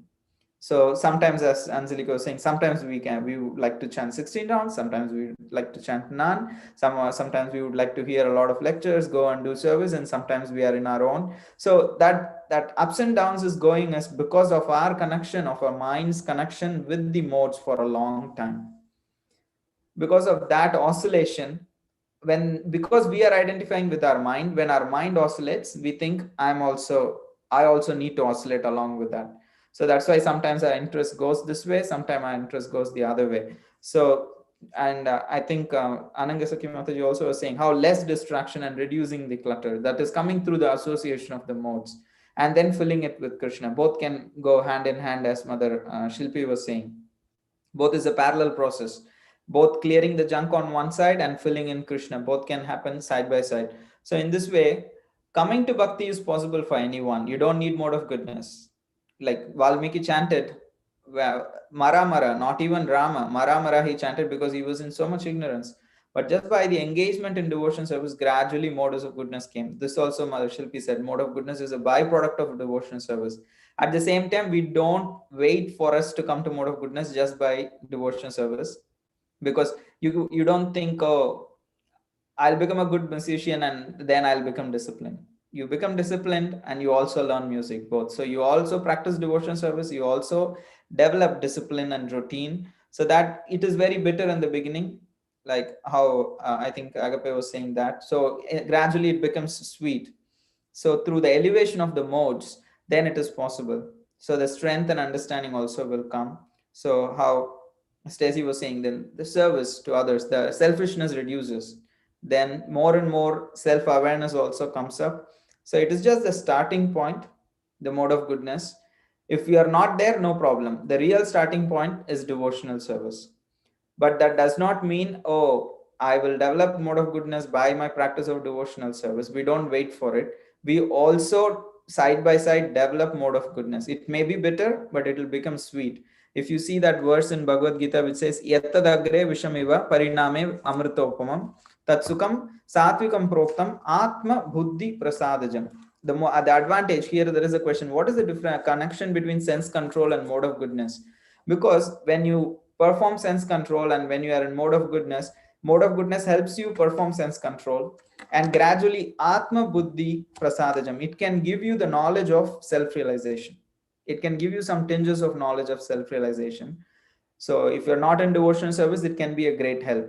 But if you're already in devotional service, we have who we are servants of Krishna, everything we know, but our instability causes problem. So that instability can be reduced by coming into mode of goodness. So the first verse that we are going to discuss next, which is the first verse of Nectar of Instruction, the verse on Vacho Vegam, Manasaha Krodha Vegam, that is not a anga of bhakti. That is not a process of devotional service, but that is to bring us to the mode of goodness so that our devotional service can become stable. So why we are discussing this is to set up, kind of a context to the next verse that we are going to discuss. So the next verse is not a anga of bhakti. It's not a part of devotional service. However, it is very, very important for us to become pure devotees, because if we are attached to sense enjoyment, there will be a time Bhava Bhakti will manifest in our hearts. So that is why the next verse, first verse that Rupa Goswami is going to speak, is about coming to mode of goodness, is about sense control, not because it is devotional service, but it can help and aid our devotional service and in devotional advancement, so that we can ultimately become pure devotees. I hope I kind of tied all the answers that were given and then gave a conclusion and set a context for the coming verse. If anybody has any other thoughts to add, please feel free to do so at this point. Yes, Agape. I just had a question. I've heard you say the word anga a couple times. Could you tell me what that means? What is that? You've said it's not an anga of bhakti. I don't know if I'm saying it right. Is a limb of devotional service, like Shraddha. Have you heard the words Shraddha, Vajana Kriya? Yes, I'm familiar with the limbs. Will you repeat the word and tell me the definition again, though, that you're saying? Anga is the limbs of bhakti, devotional service. Various limbs of devotional service. So it is not an anga, like Shravanam, Kirtanam. These are considered limbs of devotional service. But this is not a sense control, is not a limb of devotional service, but it helps us practice and advance in devotional service. Thank you, Prabhu. So I hope it's clear what we are going to discuss next. What we are going to discuss next is the verse 1. Okay, before that, quickly, we see the learning objectives for the preface. We saw a brief overview of Upadeshamrita. That first 7 verses are Vaidhi Sadhana, next is Raganuga, and the last is Bhava and Prema Bhakti. Purpose of Upadeshamrita is to first become a Goswami and ultimately become a pure devotee, which is the highest success of life. And importance of Rupa Goswami and how Krishna conscious movement is under the supervision of Rupa Goswami, we saw, because Paresh Prabhu covered that Rupa Goswami is Rupa Manjari, is the primary assistant of Sri Lalita and ultimately Srimati Radhika. And because we are all under him, we are all called as Rupanugas.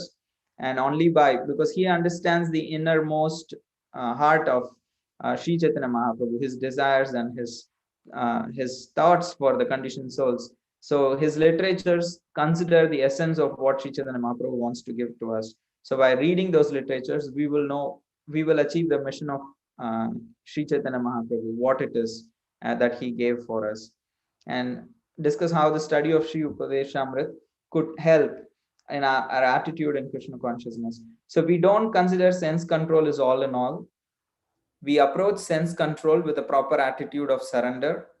And at the same time, we don't neglect sense control thinking, oh, it's not an anga of bhakti, I don't need it.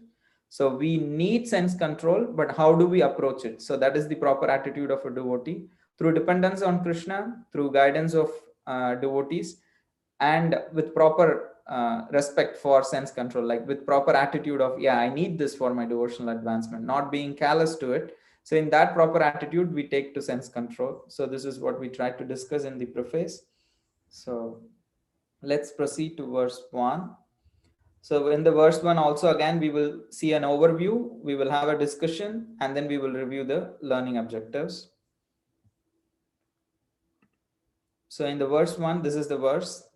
I'll read once, and then we can have, if somebody wants help in reciting the verses, you can reach out to me. I can post an audio on that. Vacho vegam manasah krodha vegam jihva vegam udara upastha vegam etan vegan yo vishaheta dhiraha sarvam api mam prithvim sasishyat. So a sober person who can tolerate the urges to speak, the mind's demands, the actions of anger, and the urges of tongue, belly, and genitals, is qualified to make disciples all over the world. So here the words vacha. Vegam means urge. It's a thing, it's an urge, it's a demand, and that each one is attached to that vegam. So vacho vegam means the urge to speak. The manasaha is the demands of the mind. Krodha is anger. Jihva is the tongue.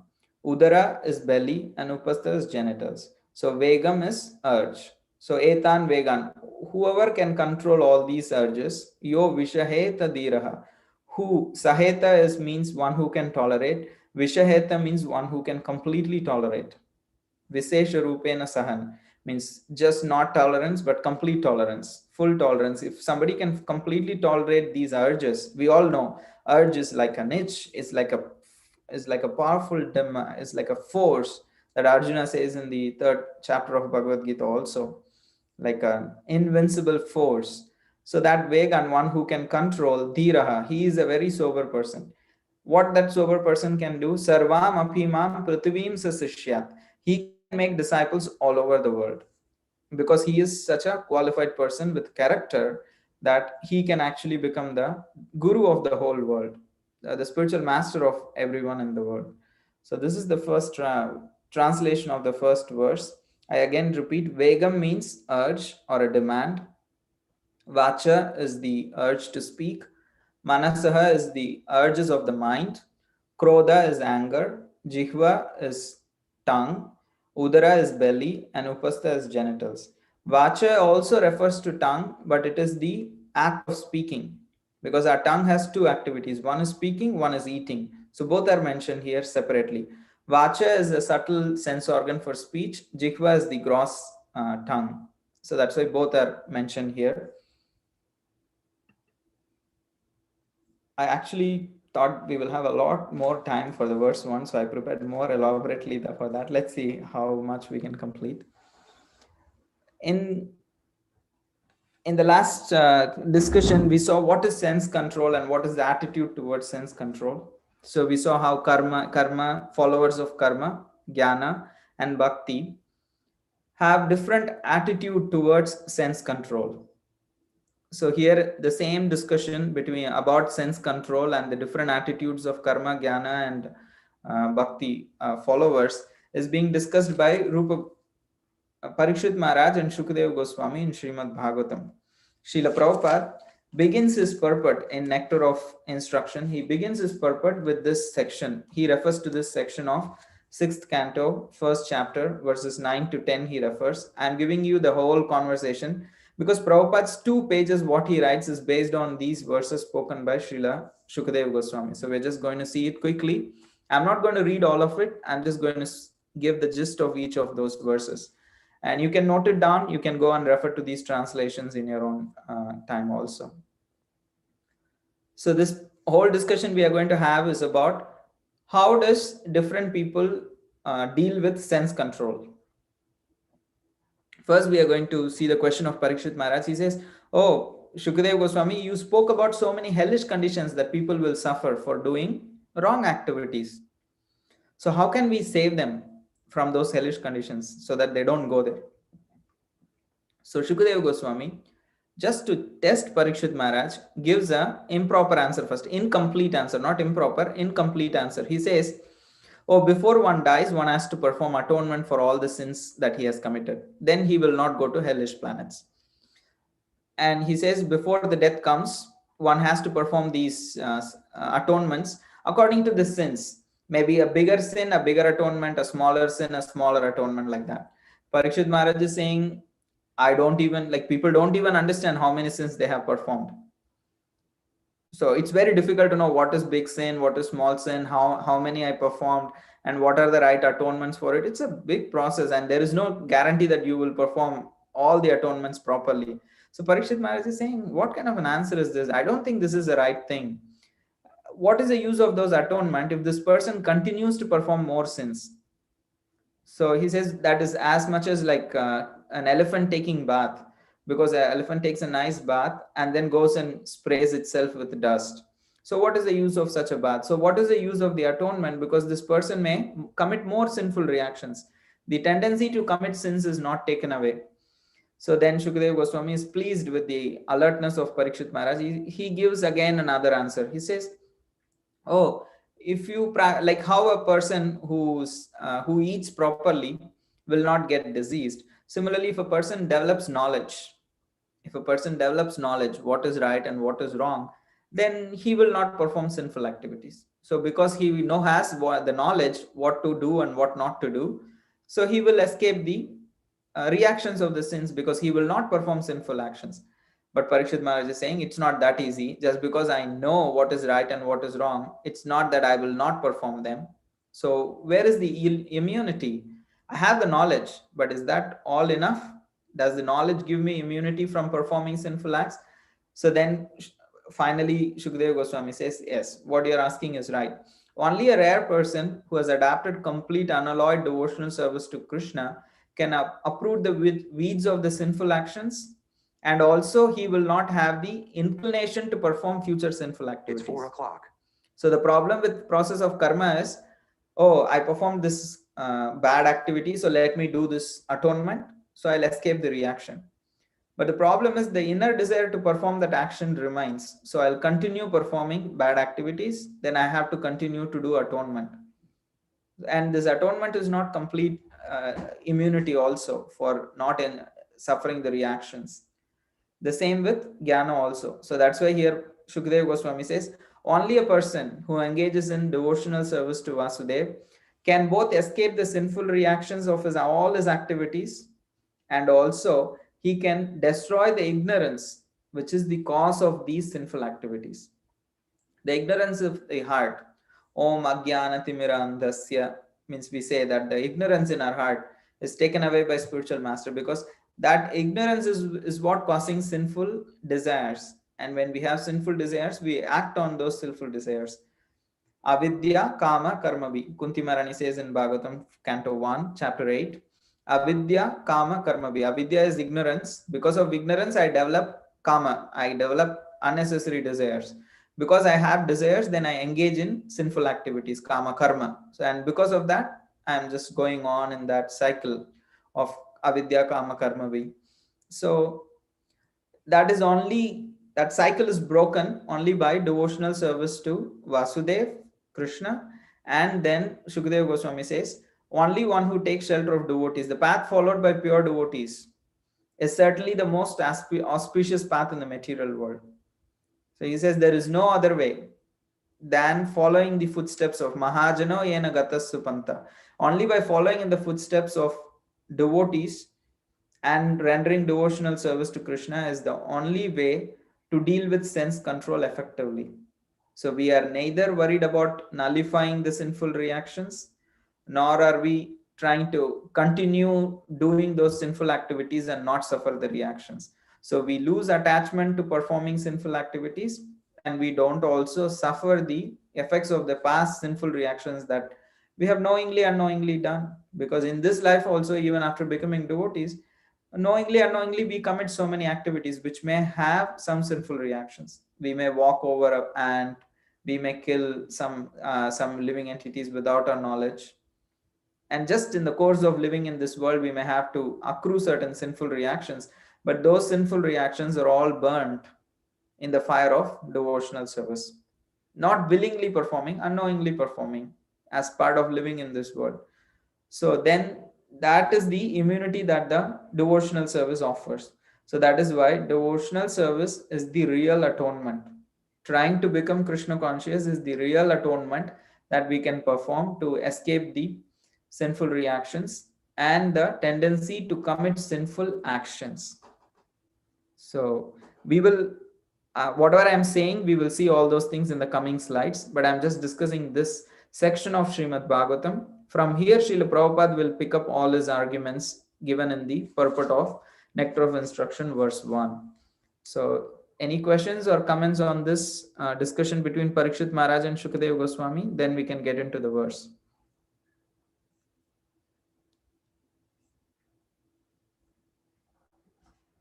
Yes. Okay. I hope it was clear.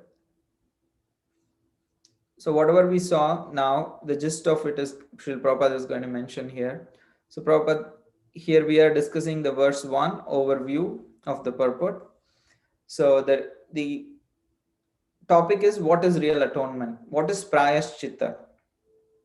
What does the term Prayaschita mean? The real atonement.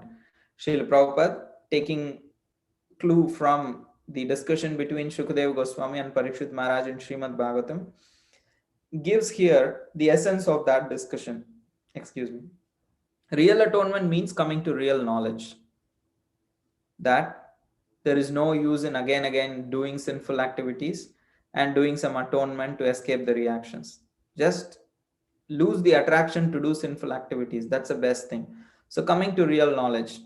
Why? Because a sinful activity cannot be counteracted by a pious activity. What do you mean by this? A sinful activity cannot be counteracted by a pious activity because Prayaschitta works. It's a Vedic process. Oh, you did this sin, you perform this particular atonement, you will escape the reactions. It's a valid, it works. So then how is Prabhupada here saying a sinful activity cannot be counteracted by a pious activity? What is the understanding here? Does that mean atonement does not work? Yes, Nangasaki Mataji. He gives the example of the confession that is done by the Christians, or for us, doing something sinful and then chanting and thinking, okay, it's fine, I can continue doing, and then I can just chant and, make that a trend. Yeah, performing various religious rituals, thinking that our sinful activities will be counteracted. So you say that it does not counteract?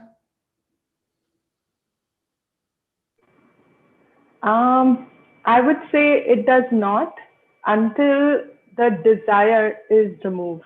Then you're using chanting as a means to justify and perpetuate your tendency to commit sin, which is not the right thing to do. Okay, let's not think of chanting Hare Krishna at all in this context. Just say any religious practice. Confession, or you going to a temple and a regular person just doing some religious rituals, donating something, or even as per the Vedic rituals, there are certain atonements. Okay, if you did this sin, you perform this atonement, it will get you off. It is given in the Vedas. So how can you say it does not work? It works, right? No, but for me, it would not work. I like personally, until that desire to keep repeating it does not get removed, I would not say it's working for me. Perfect. Perfect. You already gave the conclusion. I'm just going to tie up the details actually. That's all. Thank you so much for the contribution. Prabhu. Both Paresh Prabhu and then Rohan. Hare Krishna. Prabhu? Yes? Yes, can I speak? Yes, please. Okay. When a Christian goes to confession, the confession is valid if you have a true purpose of not to sin again. So what Prabhupada is saying, I think, is that if anyone goes to confession and it's not a true confession if you're not able to get rid of the desire to sin again. I mean, the purpose has to be real, not to sin again. So in the same way, we cannot advance in our spiritual path if we do not have the true desire of not to sin again. And that is why pious activity is not good enough if we don't have the true desire of not to do wrongdoing again. So you say the atonement should lead to transformation of heart, otherwise it is of no use. Yes, because it is not about the act; it's about the act along with the right purpose. Okay, thank you. It's very much like what Mother Anangasaki also was. Yes, definitely. My question remains the same. I'm asking, will that confession or that atonement activity will remove the sinful reaction of the sinful activity or not? That is my main question. No, it wouldn't. No, so you say the atonement does not remove the sinful reactions that one accrues through the sinful activity. So coming back to the idea of Christianity, right? I can only speak for Catholicism because that's where I was raised and brought up. But it is again going back to this idea of mercy. Is that the sins? Well, first of all, Jesus speaks that first of all, our sins are only removed when in the first instance we recognize that we sinned and that we are fallen. Then secondly, we want to remove the desire that led us to sinning in the first place. And then the third action is actually pardoning those that we sinned against and then taking the atonement. But even that case, it only happens through the medium of a priest, which in this context could be translated into like a personality of a spiritual master who takes away the karmic reaction. I'll totally agree with her. Thank you, Anjalika. Can I hear from Paresh and Rohan Prabhus, and then we can just conclude this. Hare Krishna Prabhu. So as per your question, I think the answer is right there on your side, right? The sinful activity cannot be counteracted by the pious activity. What does it mean? If you are doing a sinful activity, you will have its reactions. But when you're doing a pious activities, you'll have that reaction as well in that way. But until you know the real knowledge of what exactly the real atonement is, that knowledge of what is the real price sheet, right? What is the real atonement is, that you will keep on having the desire to commit that sinful activity again and again, and you're not actually coming to that platform of performing an atonement. So you're not performing a real atonement in that way, even though you are doing a pious activities. Okay, thank you. Can I hear from Rohan Prabhu last? Oh, okay. Sorry, Hare Krishna Prabhuji.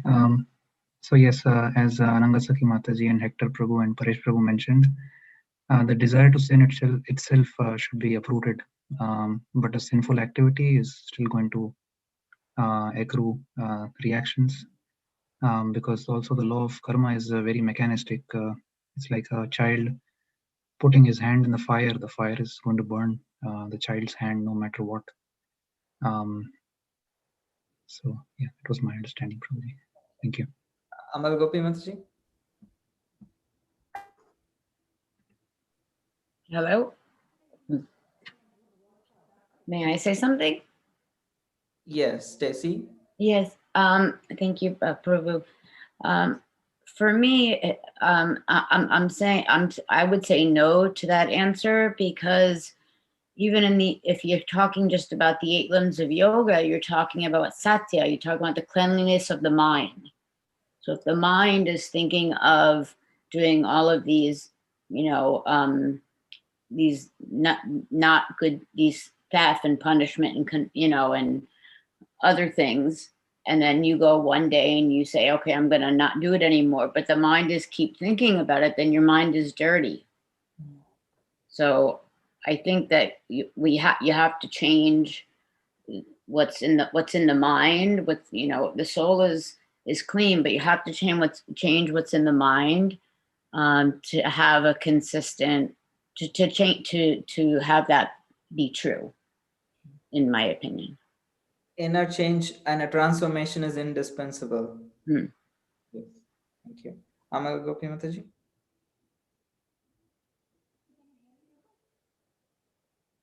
I think you are unmuted if you want to speak, Mother Amal Gopi. Okay. Preeti?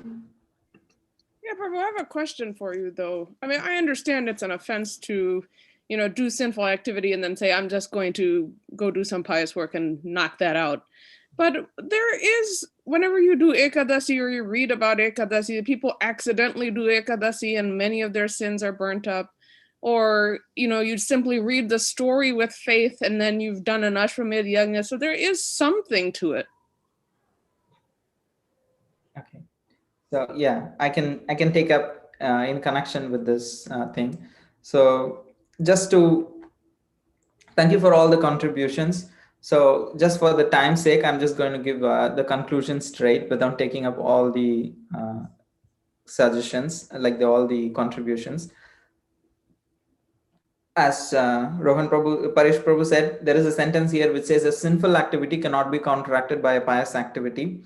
So the actual understanding of the statement is a sinful activity and a sinful reaction, these two are different.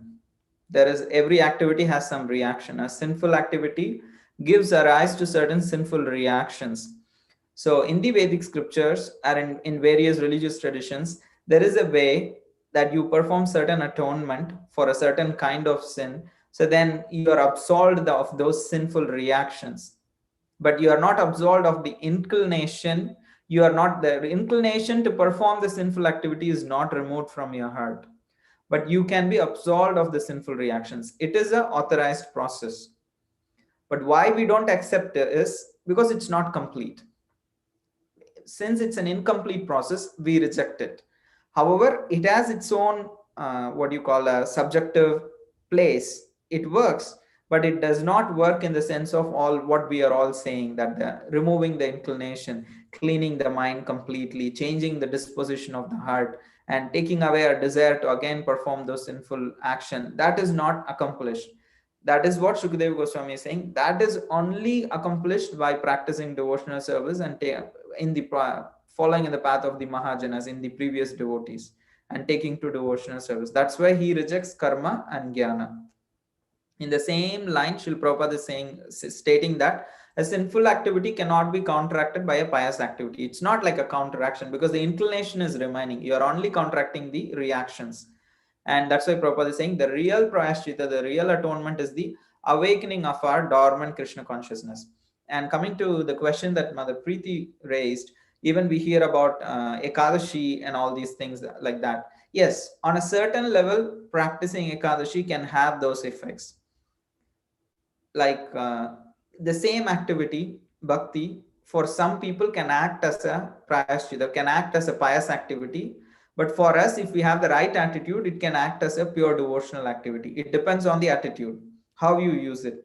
You can say, for example, you can take a golden, like a golden rod to actually take away dust, or you can do something more precious with it. So it's not just about the object, like it's, you can take a diamond and you can use it like a paperweight, but it's like really a insult to the diamond to use it as a paperweight. So similarly, the Ekadashi can actually offer you the benefits of Ashwamedha Yajna, can offer you can relieve you of sinful activities. But is that what Ekadashi is meant for? No, it is Bhakti Janani. It can actually give the ultimate solution, that is the devotional service. It can create, produce devotion in our hearts.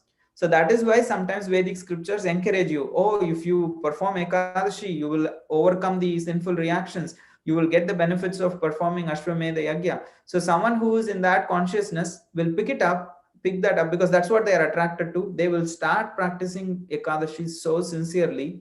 In the course of that, if they come across a devotee, then there is a chance they can go to the next level of practicing actually devotional service. That's why, because somebody is on a lower standard of motivation, still the Vedic scriptures connect devotional service to that, so that they can, through that lower motivation, they can climb the ladder and come to the higher platform of devotional service. That is why we hear different kinds of benefits for Ekadashi. Does that answer your question, Mother? Yes. So in essence, the whole conversation is, if something does not change the inclination of your heart, then that is not worthy enough. So then that cannot be considered as a prayaschitta, and only Krishna consciousness can cause transformation of heart, and that is the only real atonement. So thank you for all the contributions. And how to come to that real knowledge? Because the first line, if you see on the top, is real atonement means coming to real knowledge. So Srila Prabhupada mentions in the purport how to come to real knowledge. He says real atonement involves coming to real knowledge, and for this there is a standard process. He says there is a standard process to come to awaken knowledge. And Srila Shukadeva Goswami says there are two types. One is jnana and one is bhakti. So Srila Prabhupada goes on to explain how such a methodical life is called as tapasya. So what and all one needs to do? One needs to practice austerity, celibacy, control the mind, control the senses, give up possessions in charity, by being truthful, by keeping clean, by practicing yoga asanas. So by all this also one can come to some amount of knowledge. But Srila Prabhupada says, however, if one is fortunate enough to get the association of a pure devotee, he can easily surpass all the practices for controlling mind by the mystic yoga process. Rather, just by following the 4 regulative principles and engaging in the devotional service under the guidance of a pure devotee, the person can achieve the same goal in a much more easier and a sustainable way. And this is the conclusion, that devotional service is the real path of awakening our dormant, is the real prayaschitta, and it actually awakens our dormant Krishna consciousness. And in the course of this particular discussion, there were many analogies used. One is the elephant bathing. Can anyone say what does that analogy mean? Why was it used? What was it used to explain? So the elephant bathing is, so he bathes in the river and cleans his body, but then he comes up and he dusts himself with dirt. Okay. So in the same way that we are similarly, I guess, the Christian idea, or even chanting, right? We're chanting, we're doing all the regulatory principles, we're following everything. A Christian is going, to the priest to get, to confess his sins, but then we're still doing all the things that go against, like he talks about the next Saturday, they have to do it again because they've not change their attitude. So similarly, you're talking about changing your how did you put it? Your inclination, right, for doing it. Thank So I you. guess that's kind of what they're talking about with the elephant. Yes, it's perfect. Perfect. So how the elephant bathes, but again sprays dust. Similarly, we attempt to clean ourselves, but again pollute ourselves by engaging in sinful activities. Thank you. And if somebody read the verse 1, you also would have come across this thief and punishment, the analogy that Parikshit Maharaj gives. So does anyone understand? Or sorry, if anyone would like to say, what is the analogy? How is it used? Yes, Agapi. Yeah, so the analogy, first he says that one who learns by hearing or seeing is more intelligent than one who has to be punished. So if somebody hears that the law is not to steal, that's the most intelligent. If somebody sees somebody stealing and getting caught and punished, that's the second best. Then there's one who hears and sees, but still steals, then they get punished. And then after they atone, go to jail, then they stop stealing. That's the third level. And then finally, there's the rascals who go through all that and still continue to steal.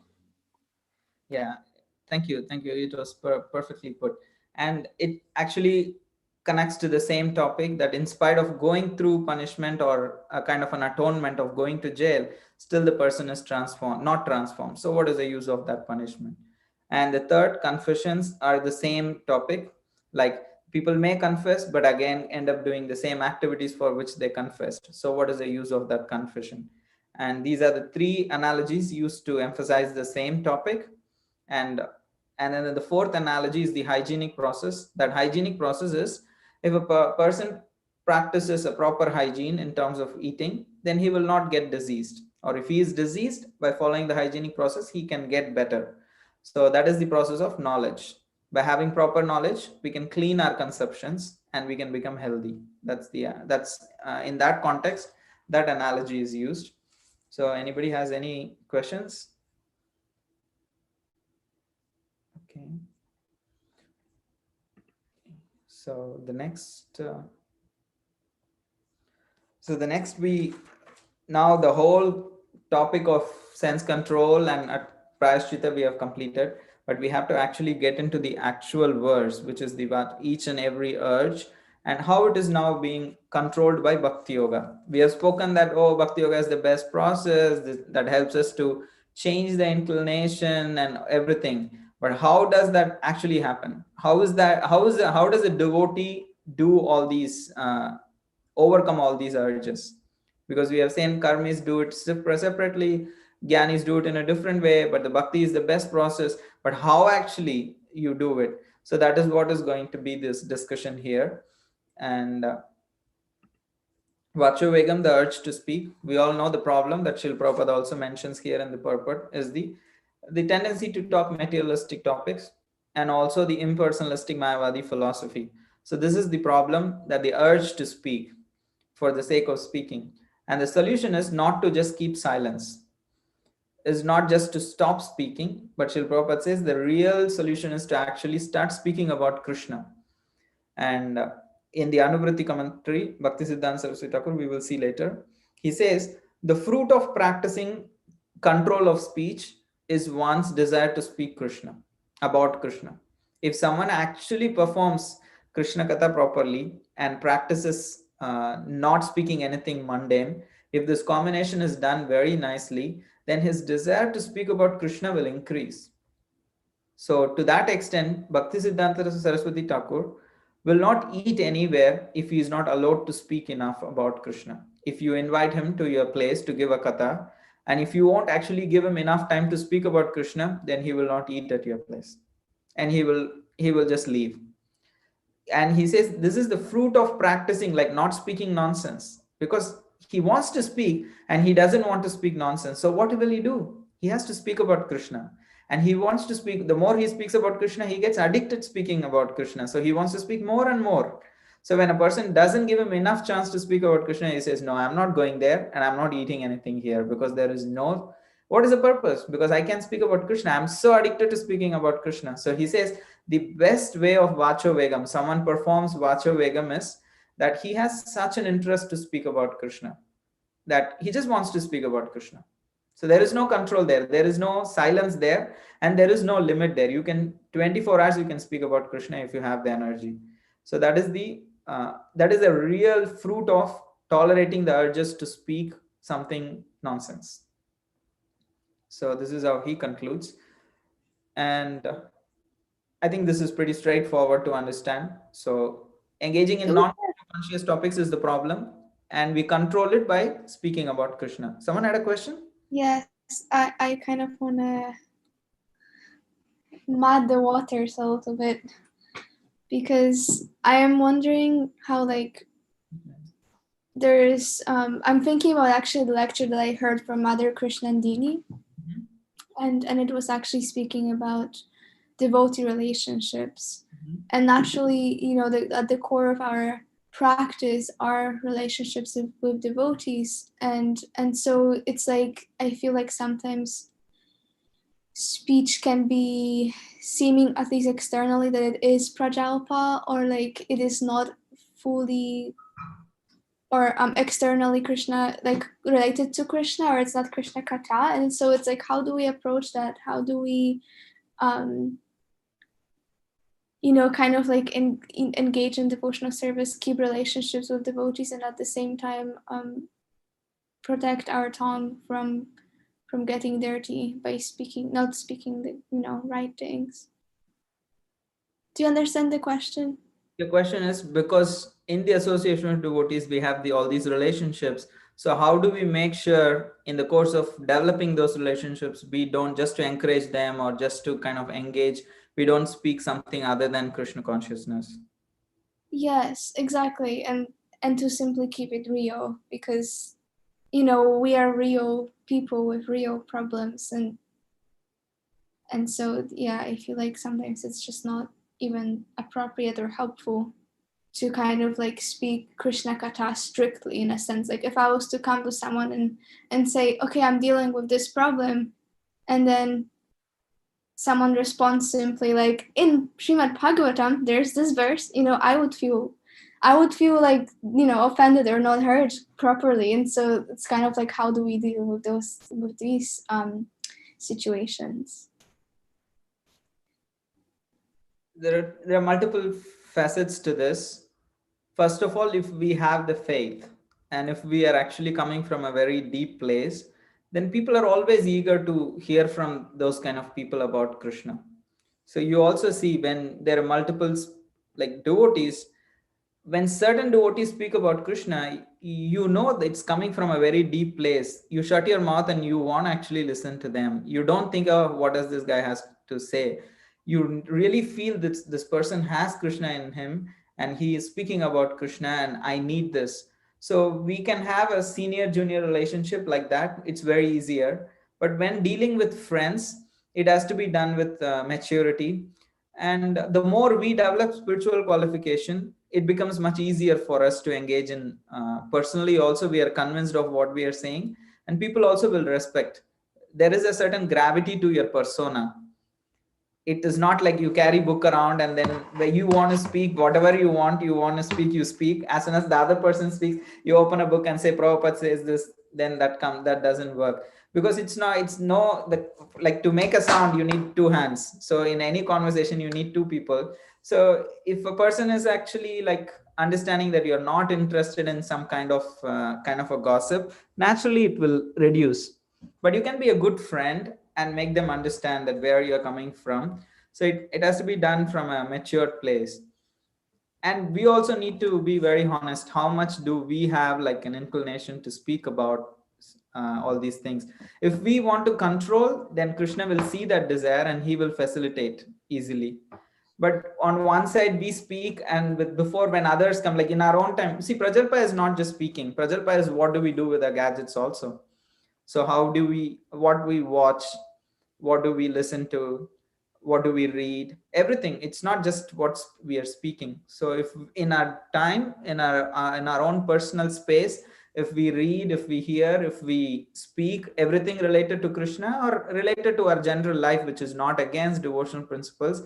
And if we have sense control in our own personal space, it's a persona, it's a aura that will naturally vibrate when you go and deal with others. It works in it's a natural way. When you have a grave aura, when you have a spiritual aura, when you go deal with others, it will naturally influence others also. They will understand this person is more deep and grave, and they will not actually bother us with, and they will understand I should not be speaking these things with this person. So gradually it will come.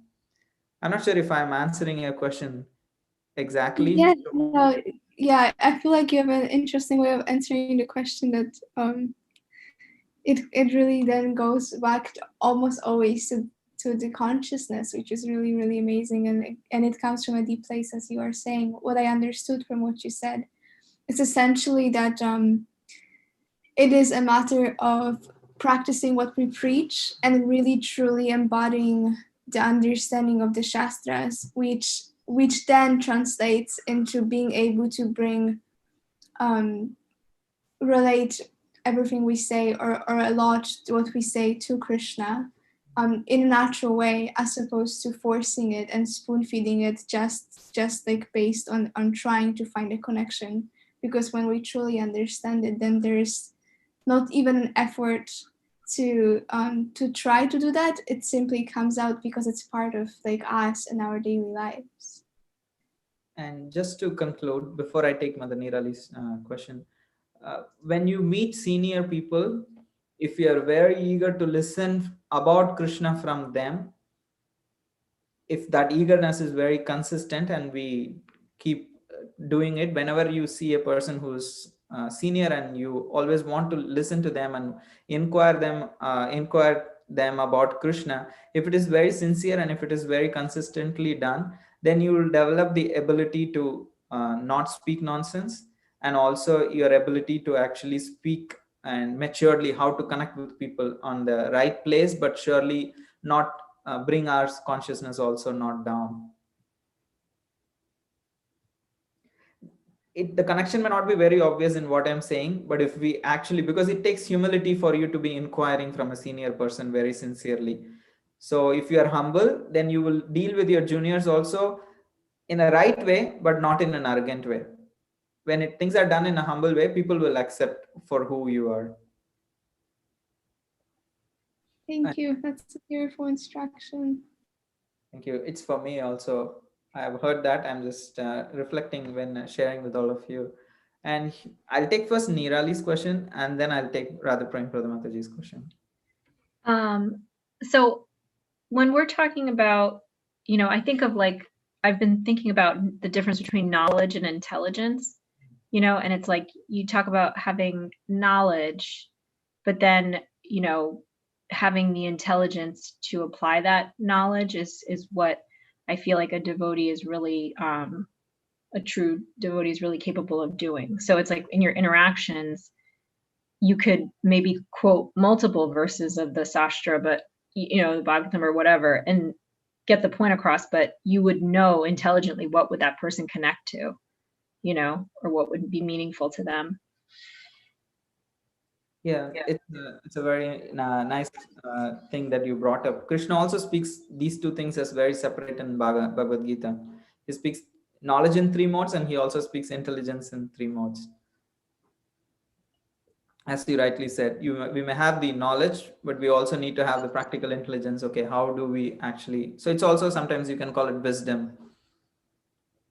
Okay. Thank you. That's a Mother Radha Prem Pradha. Hare Krishna Prabhuji. So going back to this solution that you gave about not remaining silent and doing Krishna Katha. So while we are engaging with our relatives and extended family members who are not like devotees, who just believe in the concept of God but not have the true knowledge about Krishna. So in those kind of situations where they, how we say that people outside the world, we think them crazy, and they think us crazy. So while we are communicating with them, and in that communication we are doing Krishna Katha, we are being looked as like crazy, and during that course of time, we do not get many times like acceptance there. So in those situations, we also feel like we are being kind of cut off from them. And secondly, then we are not able to do Krishna Katha there, because it will not be accepted. Like I don't know if I'm conveying it right, but we are not able to do the Krishna Katha with them. Yeah, however, like how not to, like how to make sure that we also don't engage in something which brings down our consciousness, at the same time speak to them in such a way that they also can identify with us. Otherwise they feel, oh, these people are impractical or crazy, something like that. Right. Yes, kind of, yes. Yeah, it's a real life thing. Well, dealing with a lot of people, we have to know that. In my experience, what has helped me is, like, if you are in general a nice person, like in general, like if they know that you are like not having kind of like a ulterior motive or something like that, you're just in general a happy person, and you're happy practicing bhakti, and if they see you as like a person without kind of ambitions that they think is not suitable for a devotee or something like that, if they see you are living with integrity, most of the people will respect. But some people may not, because Lord Shiva, like, he is the perfect Vaishnava Anamita Shambhu, but even he gets, like, Daksha gets irritated with him. So we cannot say that everyone will, how others see us is the scale of our devotional advancement or anything like that. That cannot be the way, because the world is always going to see something different based on their own consciousness. So our devotional advancement cannot be judged based on how people are accepting us. Still, in general, if we live with integrity, and if we are happy just being a devotee, and if we are in a very nice place internally, it will come across in our dealings. And if we can be just a well-wisher of everyone in general, because in this world generally it's too difficult to be a well-wisher of people in general. So if people think you are their well-wisher, they may not subscribe to your spiritual worldview, but at least they will at least know, okay, this is a good person, what he follows is good. They'll at least be favorable. But in family situations with a lot of baggage from the past and all these things, it's quite difficult to get. But certain relationships will not survive that test. It may be good, sometimes it may be bad, so we need to see it on case-to-case basis. All relationships will not survive your devotional service when you take to devotional service. Some relationships will go. I don't think it's a problem. In this world, you cannot be just holding on to all kinds of relationships. If something is not useful, and if something they are okay without having it, and you are okay with that, then it's okay. I'm not saying cut off, but some, in spite of all your best efforts, you may not be able to keep up all the relationships that you would like to keep up in the way that you would like to keep up, and wanting them to see you in a certain light. It will not be possible, but you can try your best. You can pray to Krishna, you can be their good well-wishers, you can offer them prasad, you can just connect to them in a level where they can appreciate you. If they like cooking, you can teach them cooking. If they means, like, it takes some kind of wisdom, like Mother Nirali was saying, some kind of intelligence, how to connect with them in a proper way. And if you're in general a happy person and wanting to be nice and share whatever you have, I think it should be okay. But in spite of all that, if somebody is envious, if somebody wants to find faults, it's okay. You can't do anything much about it. That's right, yeah. Yes, Prabhuji. Thank you. Okay, I saw Indra's hand. Sorry, I did lower it because you answered my question. Thank you. So going to the next urge. It says manovegam. Actually, it's very interesting to note in this particular translation. The most of the other things also come from mind. Mind in itself is like a big category. Anger comes from mind, lust comes from mind. The urge to speak also comes from mind, because the senses are all controlled by the mind. Mind is the leader of all the senses, but still mind is given a certain separate space, and the other ones are given separate space because there is of course, by controlling the mind, most of the other things are also controlled. Still, there are certain details in terms of controlling the other senses also. That's why they are all given separate categories. Still, mind is a very powerful category. Just by controlling this one, just by addressing this one, many things can also change. So the problem here is the restlessness of the mind, the fickleness. It keeps changing, and it easily gets agitated by Maya's influence. Rather, it acts as the most important ambassador for Maya in our consciousness. So, and the not a solution. What is not a solution for this is just creating a vacuum or negating all the thoughts. That may not be the right solution. The Krishna conscious solution for dealing with mind is to actually, this particular verse from Sri Chaitanya Charitamrita says, wherever there is sun, there is no darkness. So if the mind is fickle, if the mind is being agitated by material consciousness, Maya, then bringing there Krishna will help. Krishna Surya Sama, Maya hai andhakar, yahan Krishna taha nahi, Maya radhikar. So the solution is to fix mind on the lotus feet of Krishna, to think of Krishna and how to serve Krishna best. So the solution can sound very lofty, but there is no alternative to it. But there can be stages of improvement in it. We can gradually try to do it by in an incremental way. And the next urge is the anger. When the mind's desire is unfulfilled, then it becomes anger. And the problem is uncontrolled anger. Srila Prabhupada says anger cannot be completely given up, but it can be controlled. And controlled anger could be useful.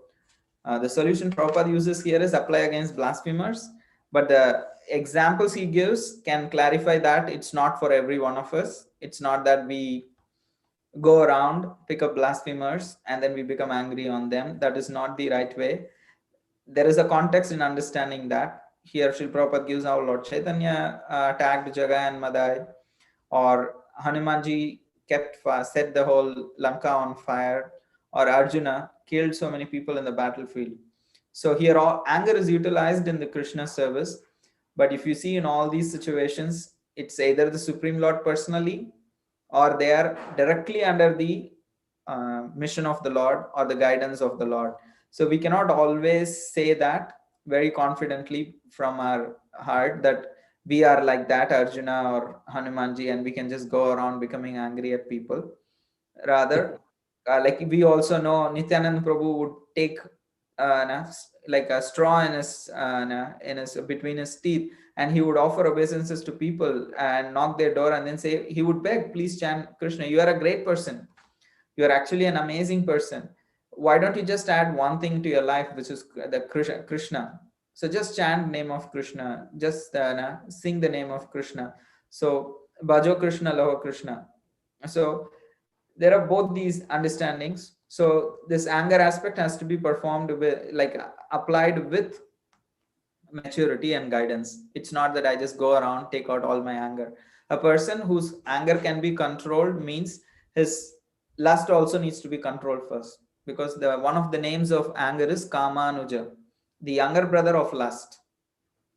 Anger is an younger brother of the desire or lust. So like how there is Ramanuja, likewise anger is called as Kamanuja. This is the younger brother of lust. If there is no lust, there will be no selfish anger also. So that is the understanding of applying it on blasphemers, because it's not on one's own. If somebody insults the devotee, he does not care. If another devotee is insulted, so then he acts on it. That's the principle.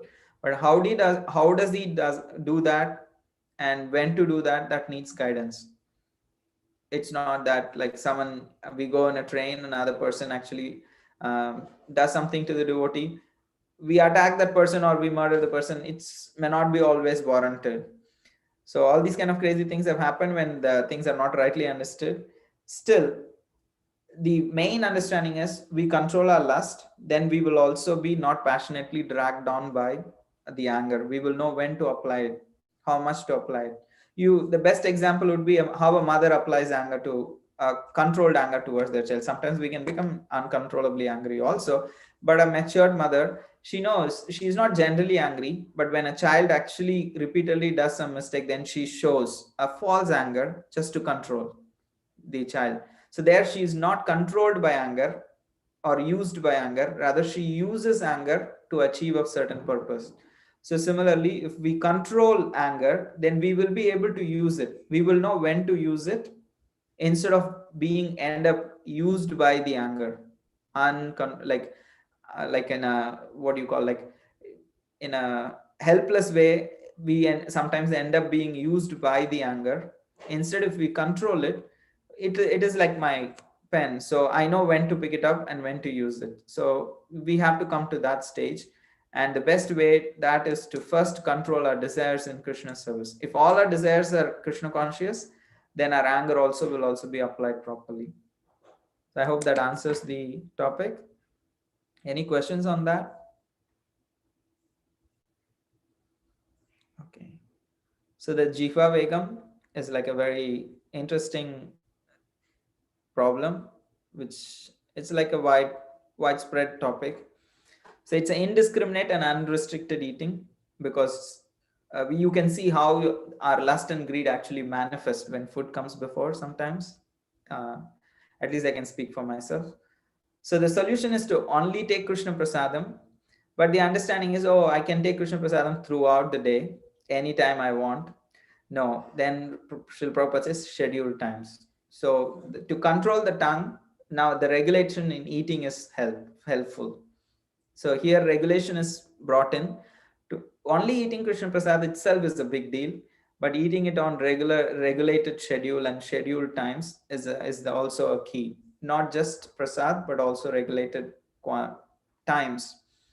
When it comes to belly, which is the overeating, quantity is the problem. The tongue wants the taste. It wants very tasty food. But the belly wants quantity of food. One is a quality problem, the other one is a quantity problem. So the problem with the belly is it wants to fill, even after full, you'd like desire to eat more. So the solution is again only Krishna Prasad for sure, but regulated quantity also, not just the times, quantity also is regulated. So both needs to be followed in order to control this. Okay, the Upastha Vegam is the urges of the genitals, and the problem is the unrestricted and the illicit desires. And the solution is, if somebody is a householder or somebody is wanting to be a householder, the solution is to become married and having sex for the sake of kids. Or if somebody is a renunciant, actually foregoing that urge is the only solution. So this is what is prescribed. And it is said there is. Can I ask you a question, please? Yes. So one of the questions from the handbook was, why should one avoid palatable dishes even while eating prasadam? So I didn't really see a direct answer to that in the verse, or in the purport rather. And I mean, I had an idea, but I was curious because you didn't quite mention that just now either. Would you like to say what you think about the answer? Well, I was thinking palatable meant eating too much, right? So if something's really, or you're not really. What I was kind of thinking was that it meant you're thinking of making something because you want to eat it, not because you think, oh, I'm going to offer this nice thing. Or that it would cause you to eat too much because it was so rich. Like there were different ideas I had. I wasn't really sure what it was. It's right.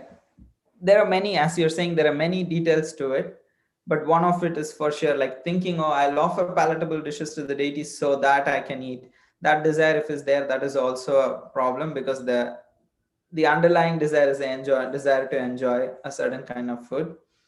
Still, and the other thing about palatable dishes is sometimes is fine once in a while, but if it becomes like an addiction or something like that, if we are always looking for some kind of things, and otherwise we won't eat, and whenever we tend to eat more. So these are all like what do you call, small glimpses of inability to control that tongue and belly. Yeah. Yes, Agape? Yes, I have a question about prasadam. Yes. Say I'm out to eat with a family, just about, like, can I still offer that food as prasadam? Like, I have been, but I'd like to hear your thoughts. Like, if I'm at a restaurant with a family or eating with a group of non-devotees and they've served me food, can I still make that prasadam? Okay, to exactly speak as per what is given in the books, Krishna is not in need of anything. Means the act of, like, what becomes prasad is like somebody has cooked something with love and then it is being offered, and then Krishna accepts it. That accepting and what Krishna gives back is considered prasadam or mercy. But in this situation, if unavoidably, like, you have to sometimes, like, for engaging with the family, sometimes you have to eat outside or you have to eat some things like that, yes, you can pray to Krishna, you can offer, but surely there is various levels of offering food to Krishna and or considering it as mercy of Krishna. There is Mahaprasad, which is straight coming from the deity's plates. Sometimes then we just cook what we want and then we offer and eat. And then here, these kind of circumstances, you sometimes get a packet of chips or something. You just think, okay, I'll offer this and eat. It depends what is, if it is an emergency situation, that's something. But okay, what is your attitude behind the whole thing? If you just want to keep like a good relationship with the family, just to be like with them so that there can be like a proper dealing, that's one thing. But if our desire is to enjoy that food, okay, we hear, oh, here is a good vegan restaurant, oh, I heard that there's a very nice thing, so then it kind of becomes a different thing. So it's about your, Krishna is not a god based on rules. Krishna is a God who's based on your heart. So you need to really check, because it's the same external situation, different people's heart may be in a different space. So that is the most important thing. But for sure, what is really like purifying to our consciousness is to cook for the pleasure of the deities and offer, and then accept that with faith, with a proper timing, with the proper quantity, and with the proper consciousness that this is mercy coming to me. That is why it is called prasada seva, because it's a service. By doing that properly with full consciousness, then we get purified.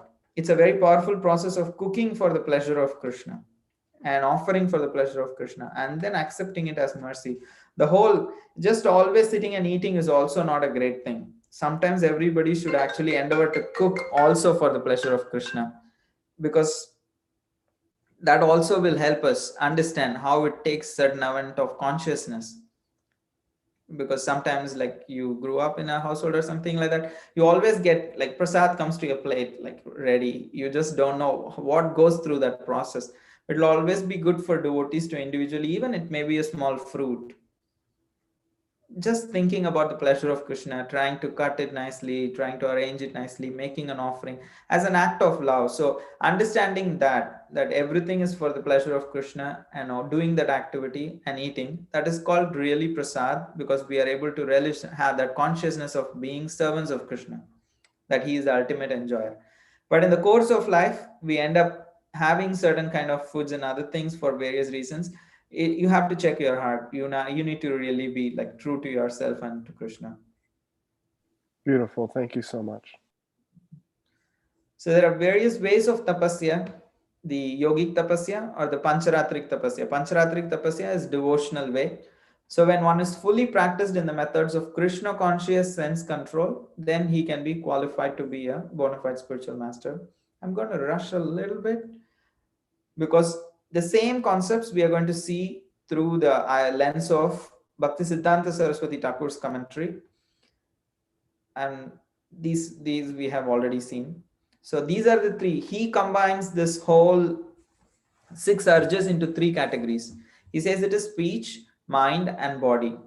The speech, the speaking aspect of the tongue he keeps separately. The eating aspect of the tongue he keeps under body. So speech, mind, the rest of the other like tongue, belly, and genitals, he puts it under body. Within the mind, he puts the anger also. So in this way, the 6 has become 3 categories here. So we will see them one by one. Speech, he says, uncontrolled urges of the speech are like Mayavadi speculations or Karmakandi scriptures or sinful material desires. Talks coming from this place, whether it is talk or books, excuse me, they're all considered prajalpa. They're all considered not useful for in the service of Krishna. They all should be given up. And he neither endorses practicing silence, but he says the fruit of really tolerating the urge of speaking something not connected to Krishna is to talk about the Lord and his service. The real, if you are really like wanting to control, I don't want to speak about unnecessary things, then what you have to really do is talk about Krishna. Hear about Krishna in your own space. You don't need an audience to speak about Krishna. Sometimes we all think like that. I need an audience to speak about Krishna. If you really are addicted to speak and are thinking about Krishna and speaking about Krishna, you don't need anyone. You can just, that's what reading becomes. It's a self-speaking actually.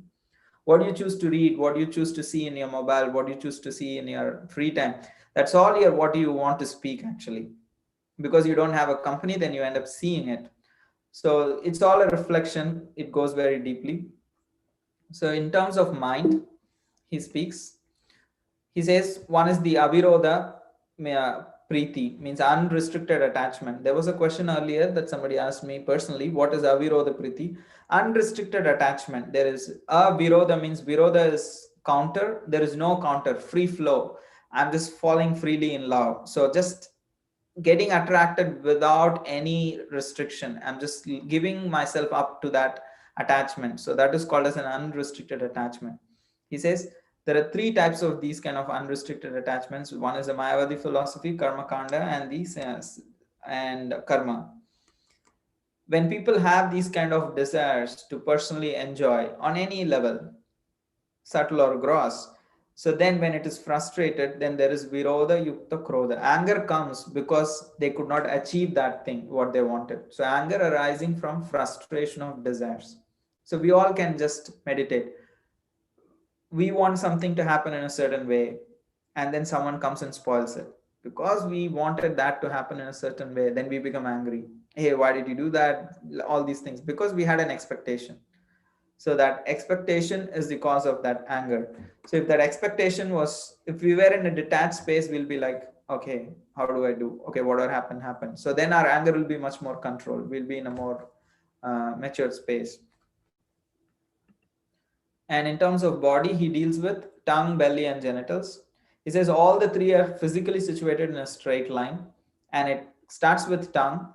If anyone controls tongue, then they'll be able to control the other 2 also easily. That's what is Bhaktisiddhanta Saraswati Thakur's diagnosis of the issue. He says the urges of the tongue, the same, whatever we discussed earlier. There is bodily demands begin with the tongue. There are various kinds of taste. There is tamasic food in the mode of ignorance, food in the mode of passion, food in the mode of goodness. Then there is intoxicants. Then there is palatable food, nice food. But then on the highest level is prasadam. So all kinds of foods are there, but the topmost level is the prasadam, which is offered to the Lord for his pleasure and then accepting it. But if someone accepts that prasad for its taste and overeats, then that is also considered urges of the tongue. So, and offering palatable dishes to the deities and so that we can enjoy later is also not considered a proper standard. And just going to different kinds of places or people, taking invitation, this is especially for renunciants, thinking, okay, somebody will offer me great food, so I go to this home, I go to another home, like that. That kind of attitude is also not a proper one. So how to control the urges of the tongue is to is to limit to eating prasad and with proper timing and with proper quantity. Urges of the belly is the same. It can lead to a lot of diseases if the quantity is not controlled. And it can also lead to unrestricted sexual urge, because the greed, it shows its head a little bit like through the tongue and belly. When it is regularly uncontrolled, then it manifests in the sexual urge also. So that's why controlling the tongue and belly can help us easily control the sexual urges also. So how to control the urges of the belly is again just honoring Krishna Prasad. He gives an interesting measure also. Observing fast properly, like Ekadashi or Janmashtami and all these days, observing the fast as it is enjoined and engaging in Krishna Seva. And the sexual urges, the same, he also says there is illicit and licit. But if somebody is a householder, he gets married and has sex life. If somebody is a renunciant, then it is a complete forbiddance for them. So these are the two measures how to control he gives. So the conclusion is basically only a person who can control these urges nicely can become a Goswami, and it can further become a pure devotee. We can continue to practice devotional service. We may just slip here, there, and all these things. We still will continue to practice devotional service. But if we want to come to a stable platform, and if we want to come to a platform of Nishta, and from there Ruchi, Asakti, Bhava, and Prema, then we need to eventually become Goswamis, and that will help us to become a better servant of Krishna. So that's the whole understanding. I really wanted to take a quiz, but I'm not sure if it is, how's everyone's mood. It's already past 5. I feel like you are just starting. Oh no, I don't want to scare everyone. I want everyone to come next week. There was a class discussion remaining, so we will not do the discussion, but in general, the conclusion is people think, oh, if you control the urges, that's not healthy. That's also a recent, like a latest kind of a trend, like, oh, if you just control yourself, not do this, don't do that, then it's kind of not healthy. Here, what these urges, like say, for example, there are various urges in the body. Say like urge to sleep, urge to eat something, urge to actually go attend to the nature's call. There are so many urges we have in the body. Rupa Goswami is not asking us to entertain any of the urges. He is not asking us to control all kinds of urges. Out of all the urges, he is choosing certain urges which can be regulated. And even in the worldly sense, if these things are not regulated, they can lead to disease, they can lead to dysfunction even in regular sphere of life. Even normal people will agree. After a point, they have to control their tongue, what they eat. They have to control their weight. They have to control their sexual urges. If it goes out of control, then they even find problems even in the regular life. It's not just for practicing spiritual life. These 6 urges which are mentioned here, even for having a balanced material life, you need to follow them. You need to control them. If it is uncontrolled, that's where you see the social problems, all kinds of problems. Like all the newspaper is filled with people losing these 6 urges or going out of control. The news is filled with those 6 categories. When people go out of control in these 6 areas, that's when it becomes a news. If general people, they also know it, okay, there is a limit to all these things. So what to speak of coming to spiritual life? So controlling urges in itself is not a problem. But what kind of urges can be controlled and what should not be controlled? How much should be controlled? We need to understand. That's the main thing. So the learning objectives for this lesson, I hope I achieved all the learning objectives. So we saw what is Upadeshamrita, which is the nectar of instruction. Rupanuga means follower of Rupa Goswami. Who is a Goswami? Master of senses. Go is senses, Swami is master. One who masters his senses is called as a Goswami. Prayaschitta is atonement. Praya is after doing something, you do a counteracting activity. Praya, after the activity is over, you do this activity to counteract the effects. So that is why it is called as an atonement, Prayaschitta. We saw the meaning, key terms from the text 1, Upadeshamrita. Vacho means speech, Mano means mind, Krodha means anger, Jihva means tongue, Udara means belly, and Upastha means genitals. Describe the qualifications of a guru qualified to make disciples all over the world. One who controls all these 6 urges can become a qualified guru for the whole world. In relation to the 6 urges, what are the inappropriate means of control and sense control through Krishna consciousness? We saw those alternatives. So I'll also share the notes with you if you want to refer back. So these were the learning objectives. So Hare Krishna, thank you very much.